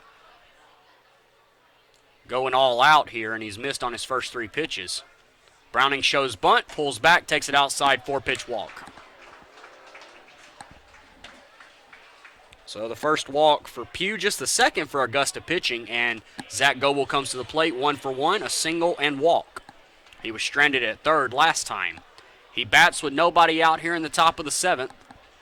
7-1, Jags on top. Jags looking to pick up their 5th win in conference play this year. The Pirates of Armstrong State looking for their first. Again, the Jags 4-8, and the Pirates 0-6. Throw over to first, back in time is Browning. Browning being a catcher, he's not going to run a whole lot. He's just 1 for 1.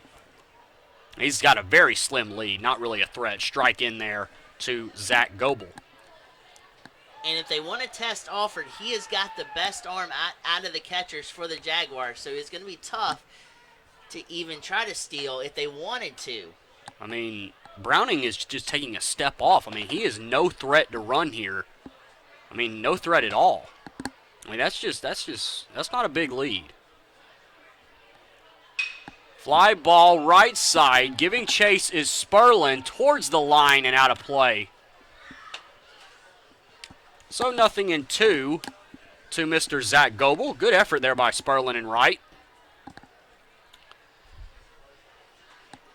little bit of a breeze here as it is almost 8 o'clock here local time. Been a fun game. The sun is now set here at Lake Olmstead Stadium here in Augusta. First of 3 this weekend. We got a doubleheader tomorrow. 0-2 to Goebel with Browning at first to walk, and they check on Browning again. He's back standing. I don't think, A, Browning will run. B, Armstrong State will not want to run themselves out of an inning, so you're going to see station-to-station ball as long as this is a big lead for Augusta. Right, exactly. Like we saw back in that 5th inning when they actually scratched across a run, you sometimes may see a third base coach be aggressive, but no, they were holding all the way, playing for 1. That's outside 2-2. Good job by Goebel to work the count even. With them basically being down by a grand slam and a 2-run homer, they want all the base runners they can get on the base pads to cause chaos and force errors and force a defense into a compromising position. That might be a more passive approach. That's foul off to the right because you want to do anything you can to get on base, and Augusta could either utilize that or it can work in Armstrong State's favor. Right. And now as it stands right now, Augusta's still in a prime position to get a double play. So they're not out of the neck of the woods yet, but this minor threat could easily be quelled with 1 pitch. That is rung up, called strike 3. Looked a bit low. Alford framed it well at the bottom of the zone, and Goebel's caught looking for 1 out. Good job by Pugh to bounce back and get a strikeout. The Pirates have grounded into 2 double plays, and they lined into another one. The batter is now Timothy Gray, the 8th-place hitter, who is 1 for 2. He grounded into one of those double plays and singled. He bats with a runner at first and 1 out here in the top of the 7th. Augusta on top 7-1. That's in, well, they call a balk. A balk is called against Cody Pugh. I guess he didn't come set with his hands. That's a new rule, at least in Division I, is that when you're in a stretch, your hands have to pause either at your chest or at your belt buckle, and that did not happen. So the balk puts the runner at second, and a base hit could maybe give the Pirates their 2nd run. That's on the inside corner for a strike. 0-1 is that balk, no pitch on the last one. The batter is Timothy Gray, again 1 for 2. And Stetson Smith on deck. Augusta has led from the get-go. Armstrong State trying to somehow battle back, swing and a miss. 0-2 to Gray. 1 strikeout in the inning already for Pugh. It was looking for Goebel. He tries to get Gray on a strikeout here. He's way ahead with 1 out here in the top of the 7th. Augusta on top 7-1. Good take. He wanted it, did Gray, but floated outside just enough for Gray to not offer. 1-2 the count. Knees were buckling. He was ready to take the bat off his shoulder, but disciplined approach, did not swing. Swings at that one, chops it left side, and foul. Janowski will pick it up and return it to his pitcher. Count remains 1-2. Pugh working the inside corner, jamming him enough to where he couldn't keep the ball straight down the 3rd base line. So Browning's the runner at second. He walked and got to second via the balk on Cody Pugh. And the balk was called right away by our field umpire. Gray with a chance to pick up an RBI here.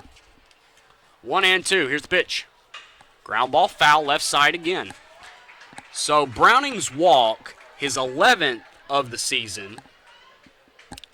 Strikeout for Goebel is his 26th, which is tops on the team.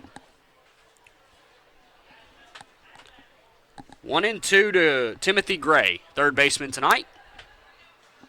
Been on the wrong end of a couple bunt attempts by Augusta. He swings and misses, probably at ball 2, but he sat down reaching for it. Back-to-back strikeouts for Cody Pugh, and the batter will be Stetson Smith at the bottom of the lineup, the number 9 spot hitter.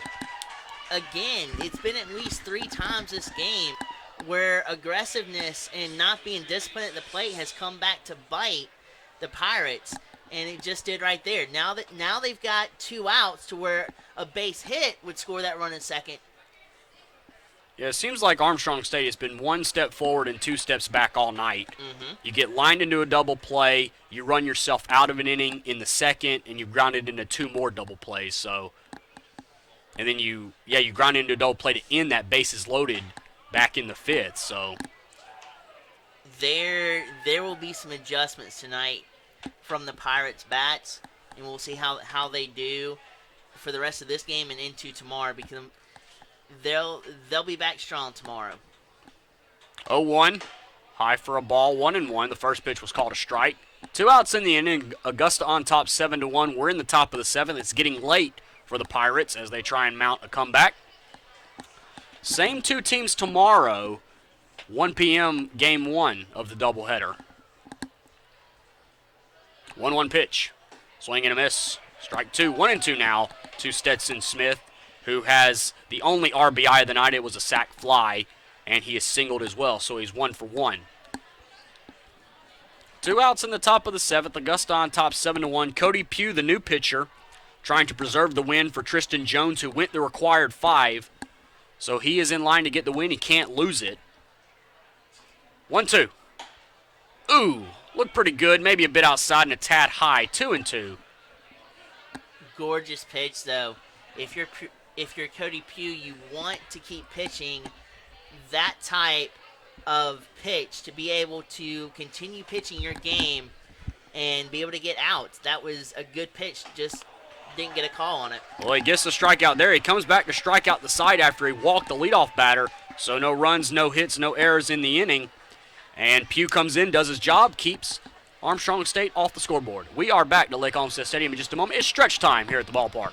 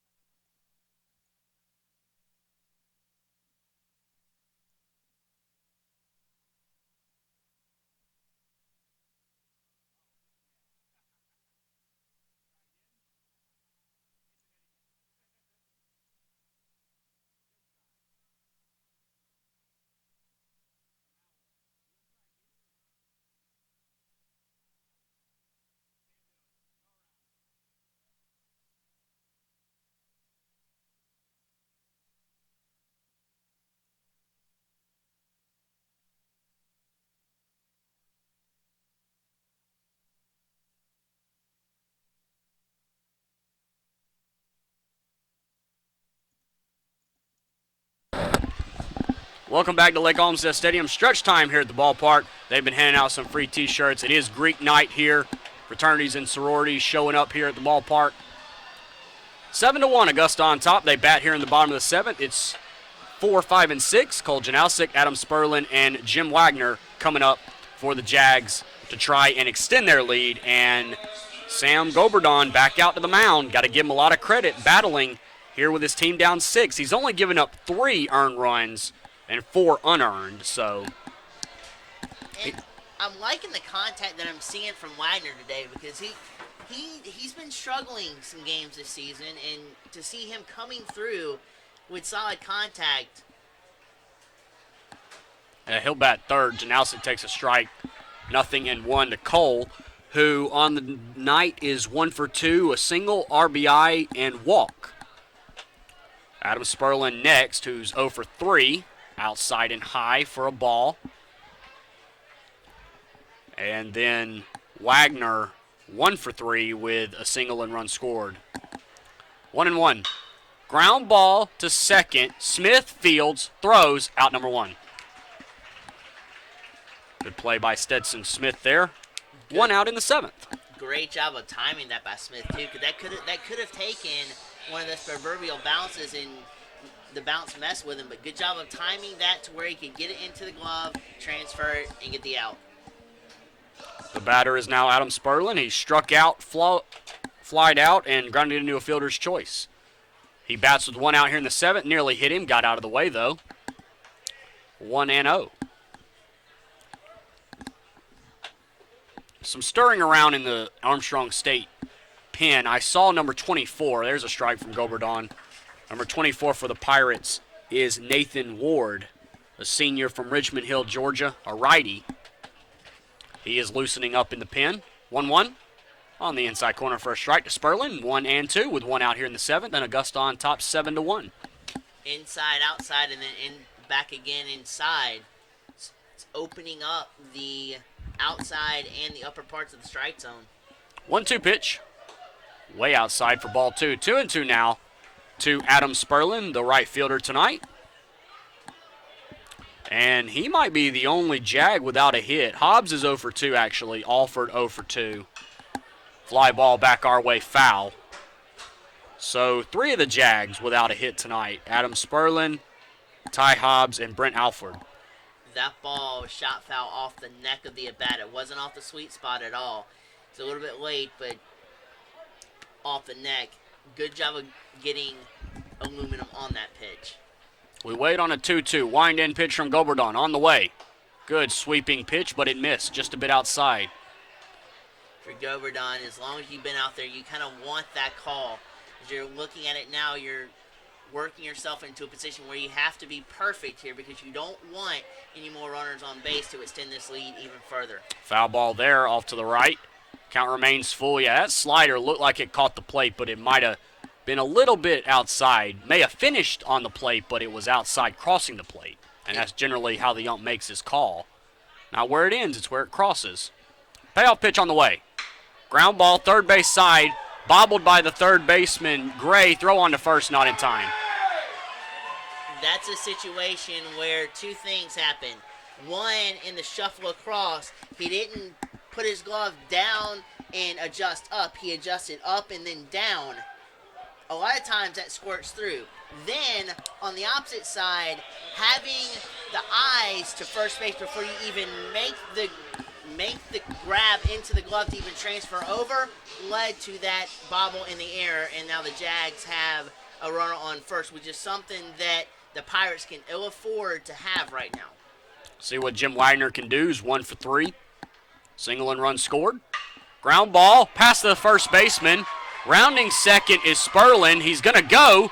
Throw coming in from right field, and he's in there as it's 3 hop to third. Great job of observing the pitcher in the on-deck circle, knowing what he's got, realizing where he was going, and then being aggressive, pouncing on that first pitch, sprinkling it into right field. Now the Jaguars have runners on the corners with 1 down. Big spot here for Carrington Evans. The pitcher for Armstrong State, again, number 24, Nathan Ward, continues to warm up in the pen. Goberdon has gone the distance as of right now. We got to give him a lot of credit. Should only be in a 3-run ball game right now, 3-1 that is. But what this is also doing is preserving the bullpen for the doubleheader tomorrow. As long as Goberdon can stay in this ball game, it has more healthy arms for tomorrow for the Pirates to utilize in the doubleheader. Seems like they're trying to stall time. Catcher Browning has been out twice already. Now the home plate umpire will come break up the meeting. Coach Culberson for the Pirates has not stepped out of the dugout yet to make a call to the bullpen. And we tend to see this a lot more, either throws to first on pickoff moves or just stepping off to bide time. And yep, here comes Coach Culberson, and this might be it for Goberdon. Heck of a game, though. 6 1/3 right now. Giving up 4 unearned runs. 3 of them are earned. But he's the pitcher of record right now, and he's on the losing end of it right now. Let's see if Coach Culberson makes a call to the bullpen. He gathers the whole infield in on the pitcher's mound to talk. Double play gets the Pirates out of the inning, but the Jags have not grounded into a double play yet tonight. They had Carrington Evans in a pickoff, but that was not a double play. That was just a standard pickoff. So the Jags have not gotten a double play yet. So they actually did run themselves out of the inning on Sperlin's strikeout. Or maybe it was Wagner's strike. No, it wouldn't be that. Yeah, I think Sperlin's strikeout to end the first. Or maybe I'm thinking of Armstrong State. So the meeting on the mound is over, and Coach Culberson is down to the pen to see if his guy's ready. He's waving, and the signal not given to his liking, so Goberdon will go for now. And you would have to think with that meeting that Evans here might be Goberdon's last hitter. See if Evans jumps on the first pitch here. If he even sees one. Nope, throw to first. Yep, here we go. Here comes the stall game. Here we go. How many throws over are we going to have? As Ward continues to warm down in the pen. And we've seen a bunch of them this season. And Browning is calling one of his infielders in. Goberdon set. Pitch. Nope, over to first. 7-1 Augusta on top. And we're just waiting to see when the call to the bullpen is going to be made. We've got Gray playing even with the bag, almost in on the fringe of the grass. Here's the pitch. Fouled back our way, so they don't go to the bullpen. Instead, they were just checking on the runner at first, who's Jim Wagner, who on the season is 3 for 4 in stolen bases, but I think with Augusta up 6, you don't want to try a steal. So the first pitch to Evans was fouled away. Goberdon here. Waiting. Nope, got him picked off. Are they going to? Nope, they're going to eat it. They didn't want to risk a throw. Did the first baseman gobble to second and have Sperlin break for home. So give Wagner a stolen base there. That was an abysmal play to start off with the check over and allowing Wagner to get to second, but a smart play by the first baseman, as you said, not wasting the throw and allowing the runner at third to come home. So a smart decision out of a pick off a play that was very awkward to begin with, but a smart looking play from the Pirates there. Evans steps out. I mean, there's got to be a way to speed it up. Ward is not throwing yet. He stopped throwing for now. Pitch home. Base hit right back up center field. One run is in. Here comes the second run, and it's going to be 9-1. Sperlin and Wagner score on the RBI single from Carrington Evans. The infield drawn in helped that single come to light. Because of the infield drawn in, the shortstop and the second baseman didn't have enough time to react to that ball. If they were playing normal depth, they possibly could have had a play on it. But as it stands now, Carrington Evans with a single that plates 2, and the Jaguars are absolutely scorching with the bats today, anchoring down 9 runs in this ball game. That's it for Goberdon. I mean, Culberson's already been out once. He's got to make a move now, and he'll make it with 1 out here in the bottom of the 7th. Augusta on top, 9-1. We'll have the new name and numbers. It's actually not 24. It might be 34. Griff Faircloth. 24, Ward is standing over here to our right. So I think it's 34, not 24. We'll check on it and be back after this. 9-1 Augusta on top.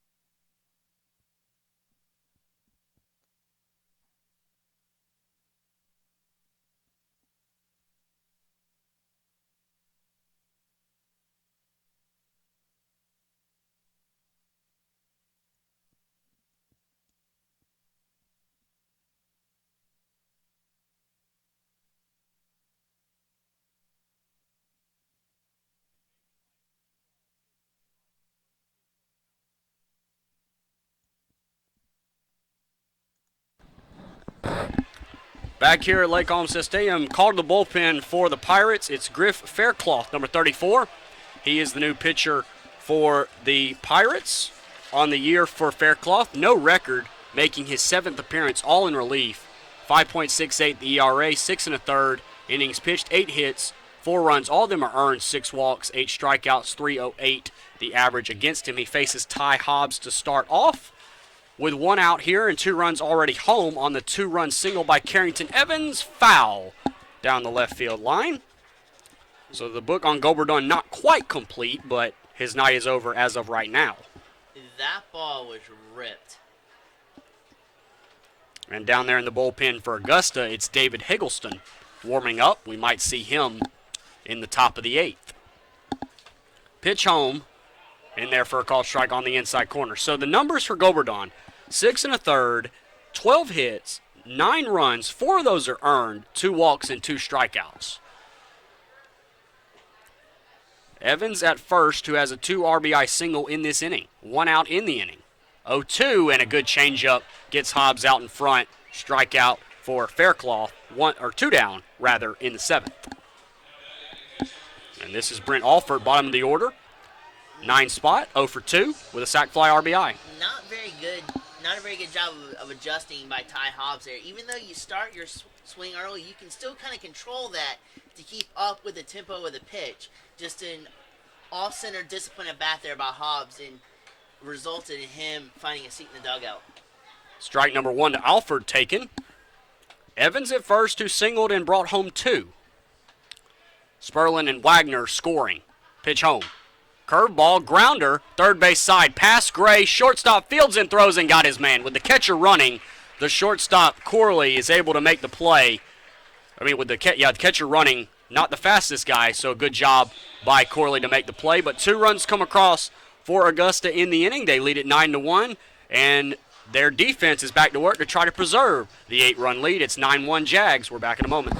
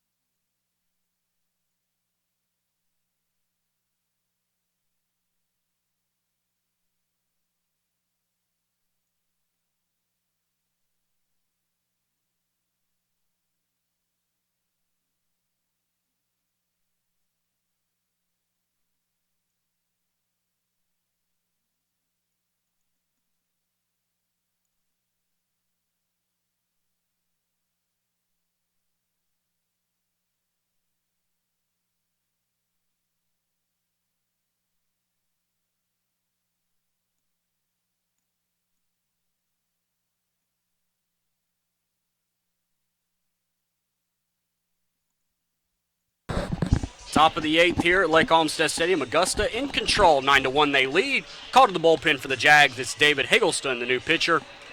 He comes in with a 8-run lead. Higgleston on the year, making his 9th appearance. 0-4 the record, 5.40 the ERA. It's 15 innings pitched, 18 hits, 11 runs. 9 of those are earned. 9 walks, 6 strikeouts. Opponents hitting .295 against David Higgleston. So Pugh's night is done, and he had a good night. He struck out the side after walking batter number 1. So he gives way to Higgleston to try and keep this at an 8-run lead as we are getting late here in the ballgame. Top of the order, though, Mike Warren, Chandler Corley, and Ryan Patterson. First pitch, high for a ball.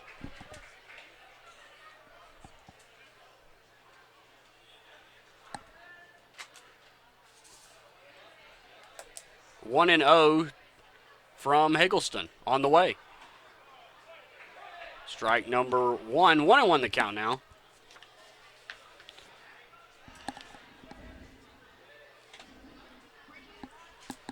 Top of the 8th here in Augusta. Inside and high, ball 2, 2-1 to Mike Warren, who is 2 for 3. He's had a pretty good night. 2 singles on the night and a fly out. Haggleston deals a 2-1 on the way. Ground ball, foul up the right side, past the first base. So Tristan Jones, in line to get the win. 6 innings he went, 6 strong innings, giving up the 1 run. It is unearned on 7 hits. Oftentimes you hear batters and you hear coaches wanting batters to keep their heads even on an even plane throughout their swing. It's the same thing for pitchers. When they go through their motion, and Haggleston's doing a really good job of keeping his head even through the plane to deliver the pitch, which is giving him the speed and the momentum to get the pitches and deliver them to the spots. Fouled back. Looked to be ball 3 in on the hands of Warren, but he fouled it off anyways. Chandler Corley second and Ryan Patterson third here in the top of the 8th. 2-2 pitch. Fly ball, but foul back our way. Count remains 2-2. Good battle by Warren. Jags got to have a quick turnaround because you got 2 games tomorrow. Don't really want to celebrate this one too much. And you know Armstrong State going to be looking to make some adjustments, as you pointed out, Blake. Same 2 teams tomorrow, doubleheader, 1 p.m. start here at Lake Olmstead Stadium. 2-2 pitch on the way. Foul ball back our way, off the front of the overhang and back down to the crowd. He did not catch it. He caught it on the ricochet.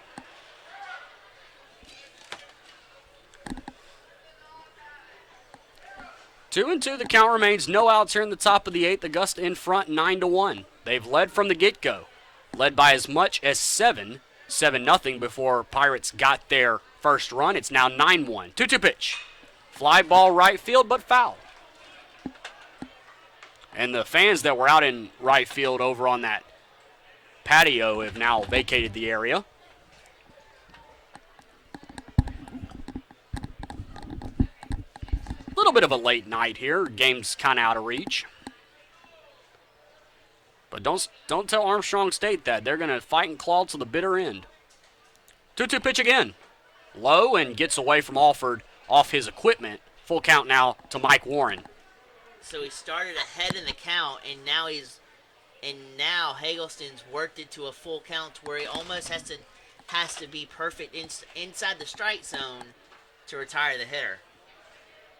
Full count to Mike Warren, who again is 2 for 3. He's had a good night. One of the bright spots for the Pirates in this game. Payoff pitch on the way. Fly ball, right side. Will it stay in play? No, it's out of play. Giving chase was Ty Hobbs, the catcher Brent Alford, and second baseman Cody Lanford. What an at-bat by Warren. I mean, if anything else, this is showing to his coach, I'm still in the game and I still want to try my hardest. And you're working Haggleston's pitch count, who I'm sure Chris Howell wanted this to be a quick inning with the game being out of reach, doesn't want to use too many pitchers. Exactly, and here's the thing, too, foul ball again off the overhang, and I think everybody's all right. I think it landed in some vacant seats below us. But he's also spoiled some Haggleston balls that have been set up to get outs on. So he spoiled those pitches and foiled them. So now Haggleston's at a point to where you technically don't have to be perfect, but you don't as well, because you can work within the strike zone, but any type of pitch, even the least bit far out of the strike zone like it was there, you lose it. Yep. The wall, what an at-bat from Warren. And maybe that'll get the Pirates going a little bit. They got to get a lot of runners on. They're down 8. They need as many runners as possible. And we'll see what Chandler Corley can do, who's 1 for 3 rather. A single back in the first. He was doubled up on a line out. He's flown out and grounded into a double play. He bats with nobody out here in the top of the 8th. What an at-bat by Warren. I mean, you just got to tip your hat to him. As you said, fell behind, worked it full, spoiled a lot of pitches, and drew the walk. And that's the type of at-bat you need here late in games. You know, you're behind, but you're trying to work pitch counts up. You got 2 games tomorrow.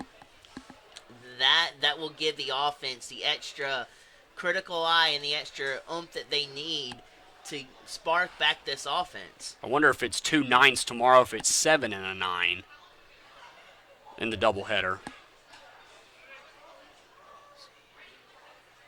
0-1 from Hagelston. Stretch and pitch. Fly ball deep into left center field, giving chase, and out of here it is. 2-run home run from Chandler Corley. All Clint Hardy could do was look up as it sailed over the billboards out there in left center field, and that ball was tattooed. That was a great job from Corley of letting Hagelston supply the power, putting good aluminum through the bat and the power coming from his hips and his legs, but using Hagelston's speed against him and using that power to elevate over the fence. A great piece of hitting by Corley, and for Hagelston, just a bad spot in general. And the Pirates, don't look now, but they're creeping back up. That is not what Coach Howell wanted to see at all here in the top of the 8th. Ball outside. You know, I watched a game last night between Ole Miss and Kentucky. Ole Miss was up 9-2, I think, and the relief pitcher for Ole Miss gave up a grand slam to make it 9-6. Ole Miss did end up winning, but, you know, it's just another example here. You know, you're up by 8, and you're trying to preserve that lead, and just something that Coach Howell just didn't want to see there. And now Hagelston's behind 2-0. Little bit high, 3-0. And I do want to give a quick shout-out to Team USA Baseball, who conquered the World Baseball Classic Wednesday night in a onslaught victory. Yeah, 8-0 against Puerto Rico. Absolutely phenomenal. Second walk of the inning by Hagelston. Patterson walks there on 4 pitches, and Coach Howell's out to get his pitcher. 2 arms working in the Augusta bullpen now. Let's see, Hagelston's a junior. He's a hometown boy, 6'3", 190 pounds. So Coach Howell's out to talk to his junior pitcher. The Pirates with a 2-run home run here in the 8th. Chandler Corley. Corley, by the way, picks up home run number 3 and RBIs 32 and 33. With a 2-run shot that was really a no-doubter. Got over those billboards that have some sponsors out there in left center field. And there is activity in the Jaguar bullpen if Hagelston gets into any more of a jam here in the 8th inning. Yeah, I got to think the leash is going to be quick. If the Pirates put up 2 more runs, maybe. 9-3 Augusta on top, but a 2-run home run here in the 8th by the Pirates has made it 9-3. First pitch to the batter, who's Will Hodges. You like that take there from Hodges, though. Not trying to be too aggressive. That ball looked a little inside, but the umpire gave Hagelston the strike, but a good take nonetheless. And also, you're trying to make Hagelston throw you a strike before you swing at anything. That's a ground ball over Hagelston. The only play will be to first. Can they make it? Yes. Tyler Roberts covers a lot of ground over there and makes the 6-3 put out. With that being a high chopper, the runner Patterson's able to go to second. It works like a sacrifice, but a great play by Roberts to get his man at first. You rarely see Tyler Roberts make a mistake, and that was just fluid in the transition, the speed to get to the ball, the transition, and the fire over to Hobbs at first. He is fluid throughout the shortstop position as Tyler Roberts, and he just showed you why. Caleb Slaughter, your hitter, with a runner at second, and the Pirates down by 6. Pitch on the inside corner, first strike, 0-1. whatever Coach Howell said to his pitcher Hagelston has worked, able to get the ground out and go ahead of Slaughter. And he's actually gotten ahead of the previous two hitters. That's something that hurt him against Corley. He got behind and had to serve him up one. That nearly hit him and away from Alford, and that'll be just, I believe, the third pass ball. Is that what I said? Believe so, yep. It could be a wild pitch, actually. But Alford did get equipment on it, but I think that one will be a wild pitch. I think that it was in the dirt enough. Yeah, and also, too, it took Alford over to the left-hand side, so he had to transition over to it, which makes me think that is more of a wild pitch than an actual pass ball. Fourth wild pitch of the year for Hagelston. Fly ball right field, going to be caught by Sperlin, plenty deep to get a run home. The throw actually coming home, but it'll be late. 9-4. Sperlin did all he could in right field to make that closer than what it should have been, but just too much speed at third base, and they trot home with the Pirates' fourth run. RBI for Slaughter. Batter is Will Browning with the bases now empty, and now Hagelston is in a more comfortable situation with the bases empty and his team up 5. So 2 walks in the inning, sandwiched around a 2-run shot and a sac fly. That one looked a little low, but it caught the bottom part of the zone at the knees for a strike to Will Browning. The leading average guy on the team coming into tonight. He's 0 for 2 on the night thus far. Good breaking ball again, and it finds the bottom part of the zone for a strike. 0-2 to Will Browning. Zach Goebel would be next. 0-2 to Browning. Wind and pitch home. Swing and a miss. He got him 3 straight pitches, and the side is retired. But not before the Pirates put up 3 runs, 2 of them coming on a 2-run shot by Chandler Corley. The Jags still have the lead, but it's 9-4. We go to the bottom of the 8th here at Lake Olmstead Stadium.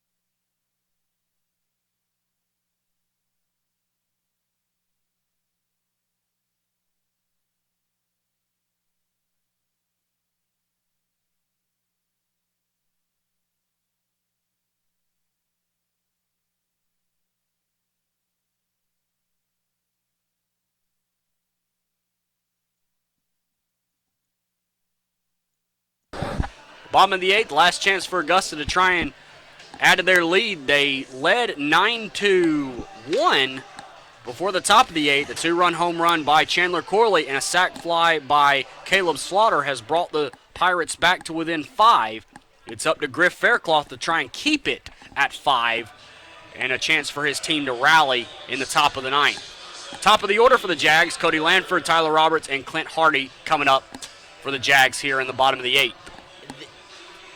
Usually you have the 3, 4, and 5 guys are the toughest part of the order, but for the Jaguars, 1, 2, and 3 are arguably, it's arguable, but they are arguably the toughest 3 in the lineup for the Jaguars in Lanford, Roberts, and Hardy. Strike number 1 from Faircloth. Again, same 2 teams tomorrow at 1 p.m. in a doubleheader. Augusta looking for the 1-0 series lead to pick up their 5th Peach Belt Conference win of the season. That is a pitch that got away from Faircloth, lost the grip on it, 1-1, popped out of the glove of the catcher Browning. Yeah, it had curveball rotation, it just didn't curve. as that ball stayed up and way too high in the zone for even lane for even to offer at it. Missed his release point on that one, I feel like. 1-1 to Lanford, who has had a good night. Ball downstairs. Actually, just one hit. Again, the error that I have jotted down has been credited as a hit thus far. So we'll probably change it in our post-game stats when we run down those for you. 2 runs scored for Lanford tonight. Ground ball to second.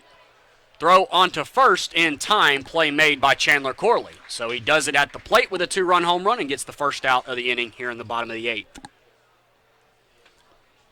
They say plays like that are routine, but those type of plays can easily be turned into errors. So any play is not routine, but a great play from the grab of the glove to the transfer to the throw over to first base. Tyler Roberts, he's really had a good night. 3 hits, a double, 2 singles, a pair of runs scored. He's also walked. He's been on base all 4 times, and he has a shot to do it for a 5th time here with 1 out here in the bottom of the 8th. Augusta on top, 9-4. Jay Douglas, Blake Collins bring you all the action here, hoping to be an Augusta win. It would be their 11th of the season overall, and I would be 2-1 on my visits here. Would also make them one step closer to a Peach Belt Conference 500 record, and also as well as a regular season schedule as well. Good catch by the backup catcher down there in the bullpen. Foul ball by Roberts. That's having your head on a swivel. Good job by the backup catcher. Can't tell if that's Murray or if that's Nagaris out there, but regardless, great play from the bullpen catcher out there. Great job of paying attention. Nagaris, I think it might be Murray. I don't know. 1-1 pitch. In there for a call strike. Good pitch from Faircloth. 1-2 to Tyler Roberts. You got to give Sam Goberdon a lot of credit going 6 1/3, saving the bullpen for the doubleheader tomorrow, even though he gave up 9 runs. Again, 4 of those were earned. Just tough luck for him tonight. Ground ball right side. Gray is on it. Third baseman to first. High throw. Tag no. Dangerous play, though. You normally don't ever like to see a slide into first base like that from Tyler Roberts. Good thing he got in there safely. I'm happy about that, but that could have easily turned into an injury. As you know, a lot of times players slide into first base, injure a hand or whatnot. Yeah, so, dangerous play. Good thing he got to first base in time, but still, that you kind of cringe at stuff like that when you see plays like that. Yeah, he could have been spiked, too, on the way down by Goebel. So, yeah, good to see Tyler's okay. Error E5. Downstairs for a ball, 1-0 to Clint Hardy. All Hardy has done tonight is singled and homered, sandwiched around a pop-up and a fielder's choice. Good night for him. His home run was a 3-run shot. And all Roberts has done has been on base 5 times, although he will not be perfect in the box score anymore, as that's an error. 1-0 pitch. Caught the inside corner. Looked a little bit too inside, but caught enough. And good frame job by Browning, who will now trot out to the mound to talk to his pitcher, Griff Faircloth. But for Roberts, though, just one more thing on that. That's easily a 600, 700 batting average on the day thus far for Roberts. So that's a very good day for Roberts, and he's at first. And not only that, he's got really good speed. So if Chris Howell wanted to, he could implement a hit and run here and put the pressure back on the Pirates. 750, 3 out of 4. Fly ball, shallow right. It'll barely leave the infield. Second baseman Stetson Smith has it for out number 2. Cole Janalczyk up with 2 outs, and Cole has 1 hit on the night. He's 1 for 3 as well. So we've settled on Adam Sperlin without a hit tonight, and Ty Hobbs without a hit, and Brent Alford. So 3 Jags without a hit in the hit column on a night where the offense has looked very strong. And it'll be interesting to see if the Jags can keep that up tomorrow. Again, same 2 teams tomorrow, 1 p.m. start of the doubleheader. Runner goes. Fly ball center field, but it's not going to drop. It is caught by the center fielder, Mike Warren. We go to the ninth. The Jags have a quote-unquote comfortable 5-run lead. Let's see if they can hold it. The top of the ninth is next. Back in a moment.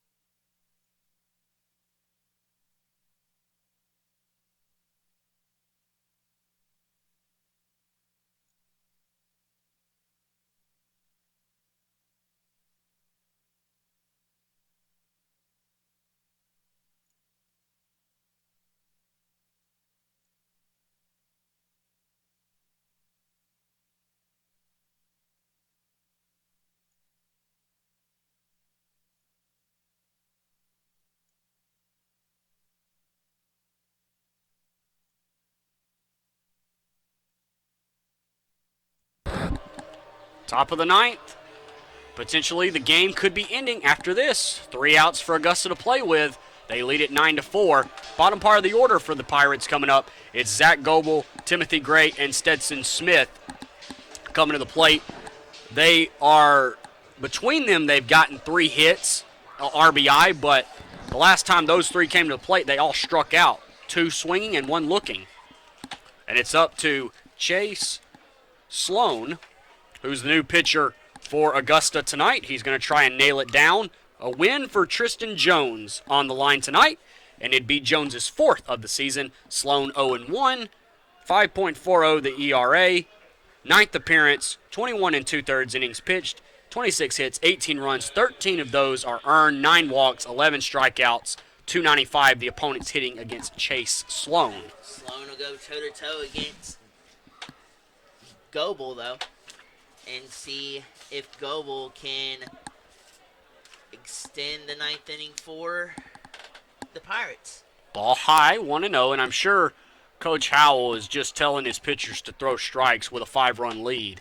Yeah, there's nothing here to get too technical about. I mean, you still want to try to work some of the corners, but you don't want to be too refined that you wind up pitching yourself into a jam and the Pirates coming back on mistakes by Chase Sloan.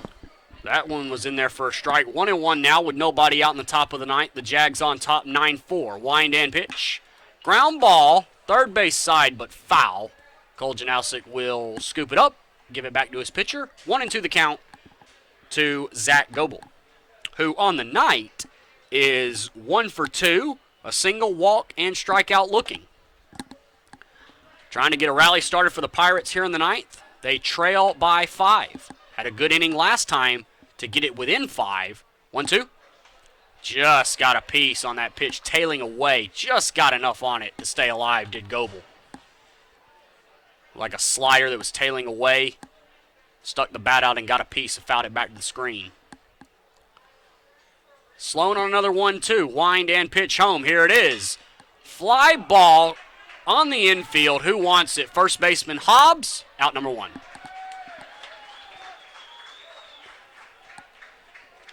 And Timothy Gray will be the batter.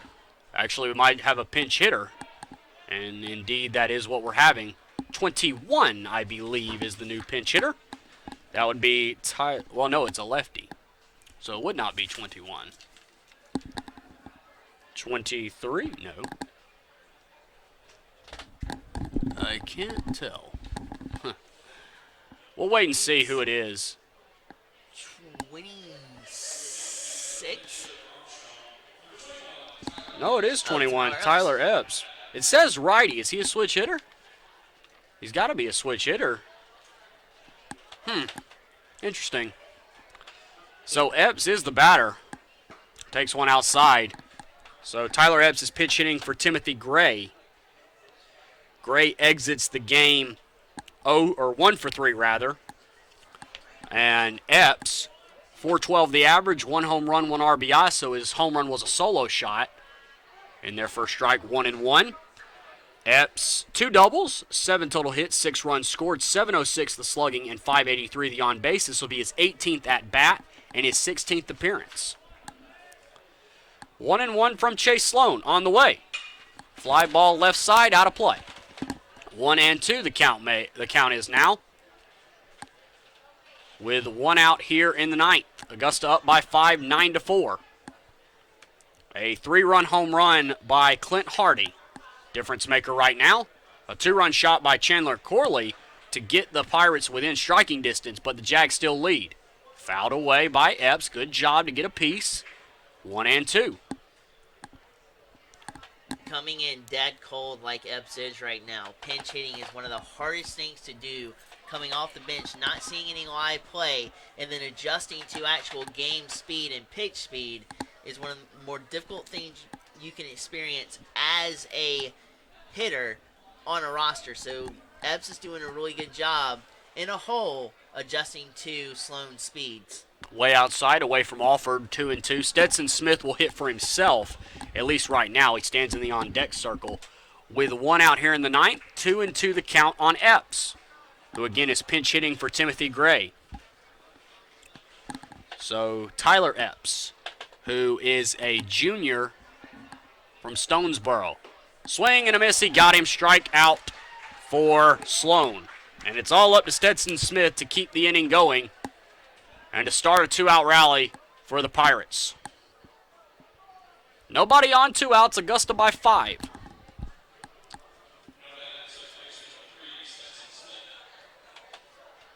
One out to go for Augusta, trying to nail down a win. It'd be their 11th of the season, and it'd be their 5th conference win. Stetson Smith stands in the way of that. He's 1 for 2 with a single, sac fly, RBI, and a strikeout. Wind and pitch to Smith. In there for a called strike. 0-1 with 2 outs here in the ninth. Sloan works quickly. Wind and pitch on an 0-1. Check swing, didn't go, missed. Ball 1. Educated eye there. Tough pitch to take. Augusta led 7-0. They led 9-1. It's now 9-4.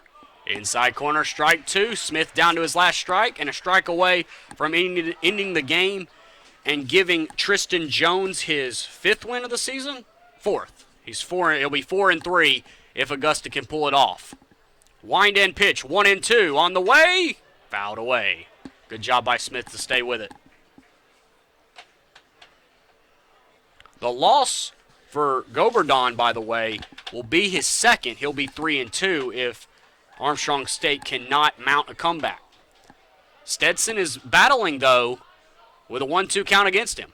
Wind and pitch from Chase Sloan on the way. Blocked up and then gets away from Alford. Ball number 2. So Hagelstone's night's done is after an inning. He gave up the 2-run shot, walked 2, and struck out 1. The only hit was that 2-run home run. He gave up a sac fly RBI to account for the 3rd run of his inning of work. Cody Pugh had a scoreless inning after Tristan Jones, who got the start, gave up 1 unearned run. 2-2 pitch. He's rung up, called strike 3, and that will be the ball game. And Brent Alford knows that was probably a generous call. Turns around and shakes the hand of the home plate umpire. Looked a bit low, but he got the call, did Sloan, and that is your ball game. Augusta takes it 9-4. They lead the series 1-0. Game number 2 tomorrow in game 1 of a doubleheader, actually, at 1 p.m.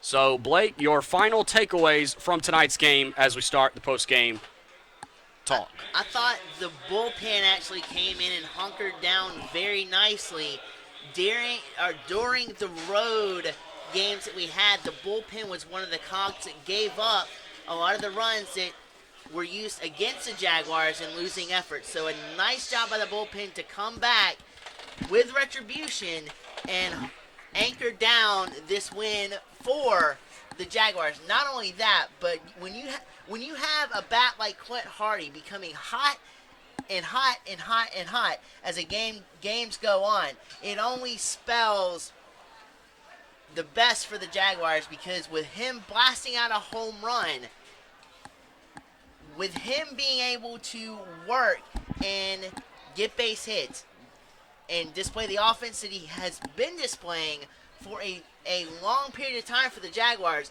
it only bodes well in games going forward in helping the Jaguars get a win. Now, another thing, too, great outlook and great effort tonight by Tristan Jones, bouncing back from giving up 7 runs in his last outing against, I believe it was North Georgia at the time, and he came up and only gave up 1 run in tonight's game. An absolutely phenomenal outing from Tristan Jones. Couldn't have asked for anything better. And Chris Howell, in terms of talking to his boys, is just saying, great job out there.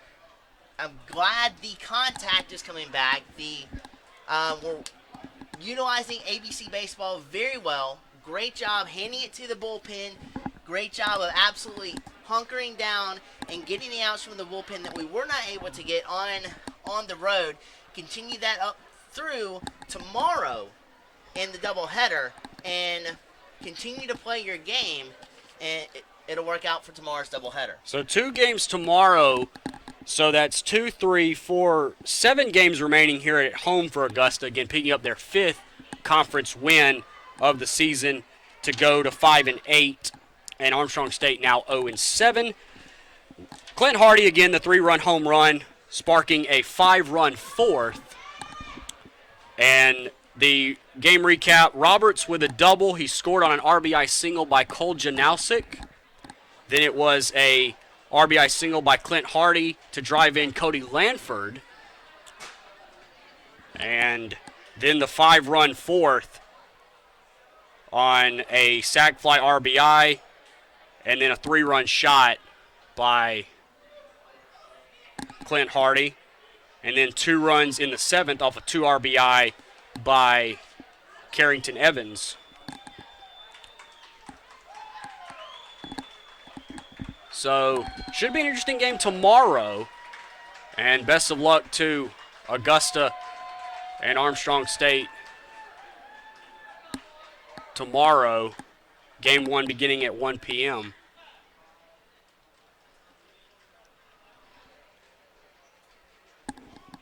For Armstrong State, the 2-run home run comes from Chandler Corley. They get a run off an RBI sac fly from Stetson Smith and a RBI sac fly from Slaughter. And another thing, too, real quick, is for the Jaguars, because tomorrow the Pirates are coming out with adjustments. So it's the ability also tonight and working into tomorrow to come up with your own adjustments to outmaneuver and out-adjust the Pirates as they make their adjustments for the games tomorrow. So it'll be interesting to see that dynamic play out tomorrow as well.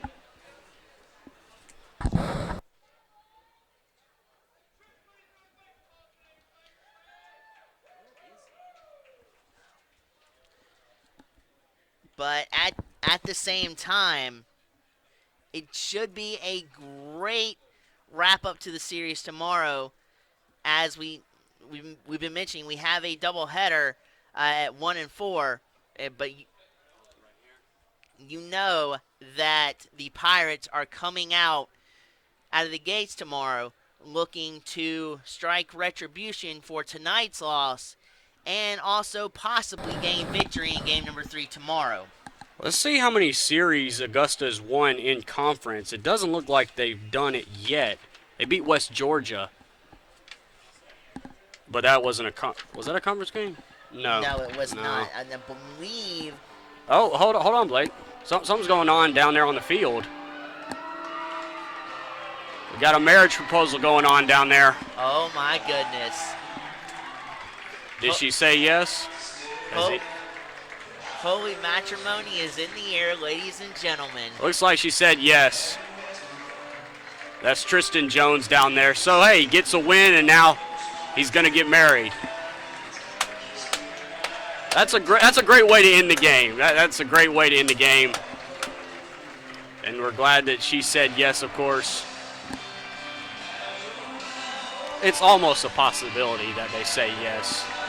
Oh, my goodness. That That is phenomenal in every aspect of the word. You come out, get a win, work your keister off, and only give up 1 run, and then to end up the game with a fiance is absolutely the best day you can ask for if you're Tristan Jones. And I'm sure that he's now surrounded by his teammates there, mobbing him. Yeah, he gets the win. He goes 6 strong innings. And what a way to finish out the game.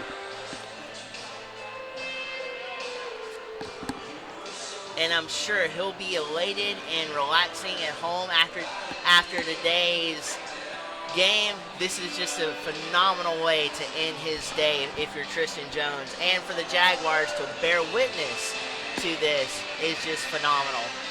With that, we bid you adieu until tomorrow, where Augusta looks to take the series against Armstrong State. Doubleheader at 1, game 1, and then game 2 to follow about 30 minutes after. Best of luck to the Jags tomorrow. For Blake Collins, I'm Jay Douglas. So long from Lake Olmstead Stadium. We'll talk to you next time. Good night.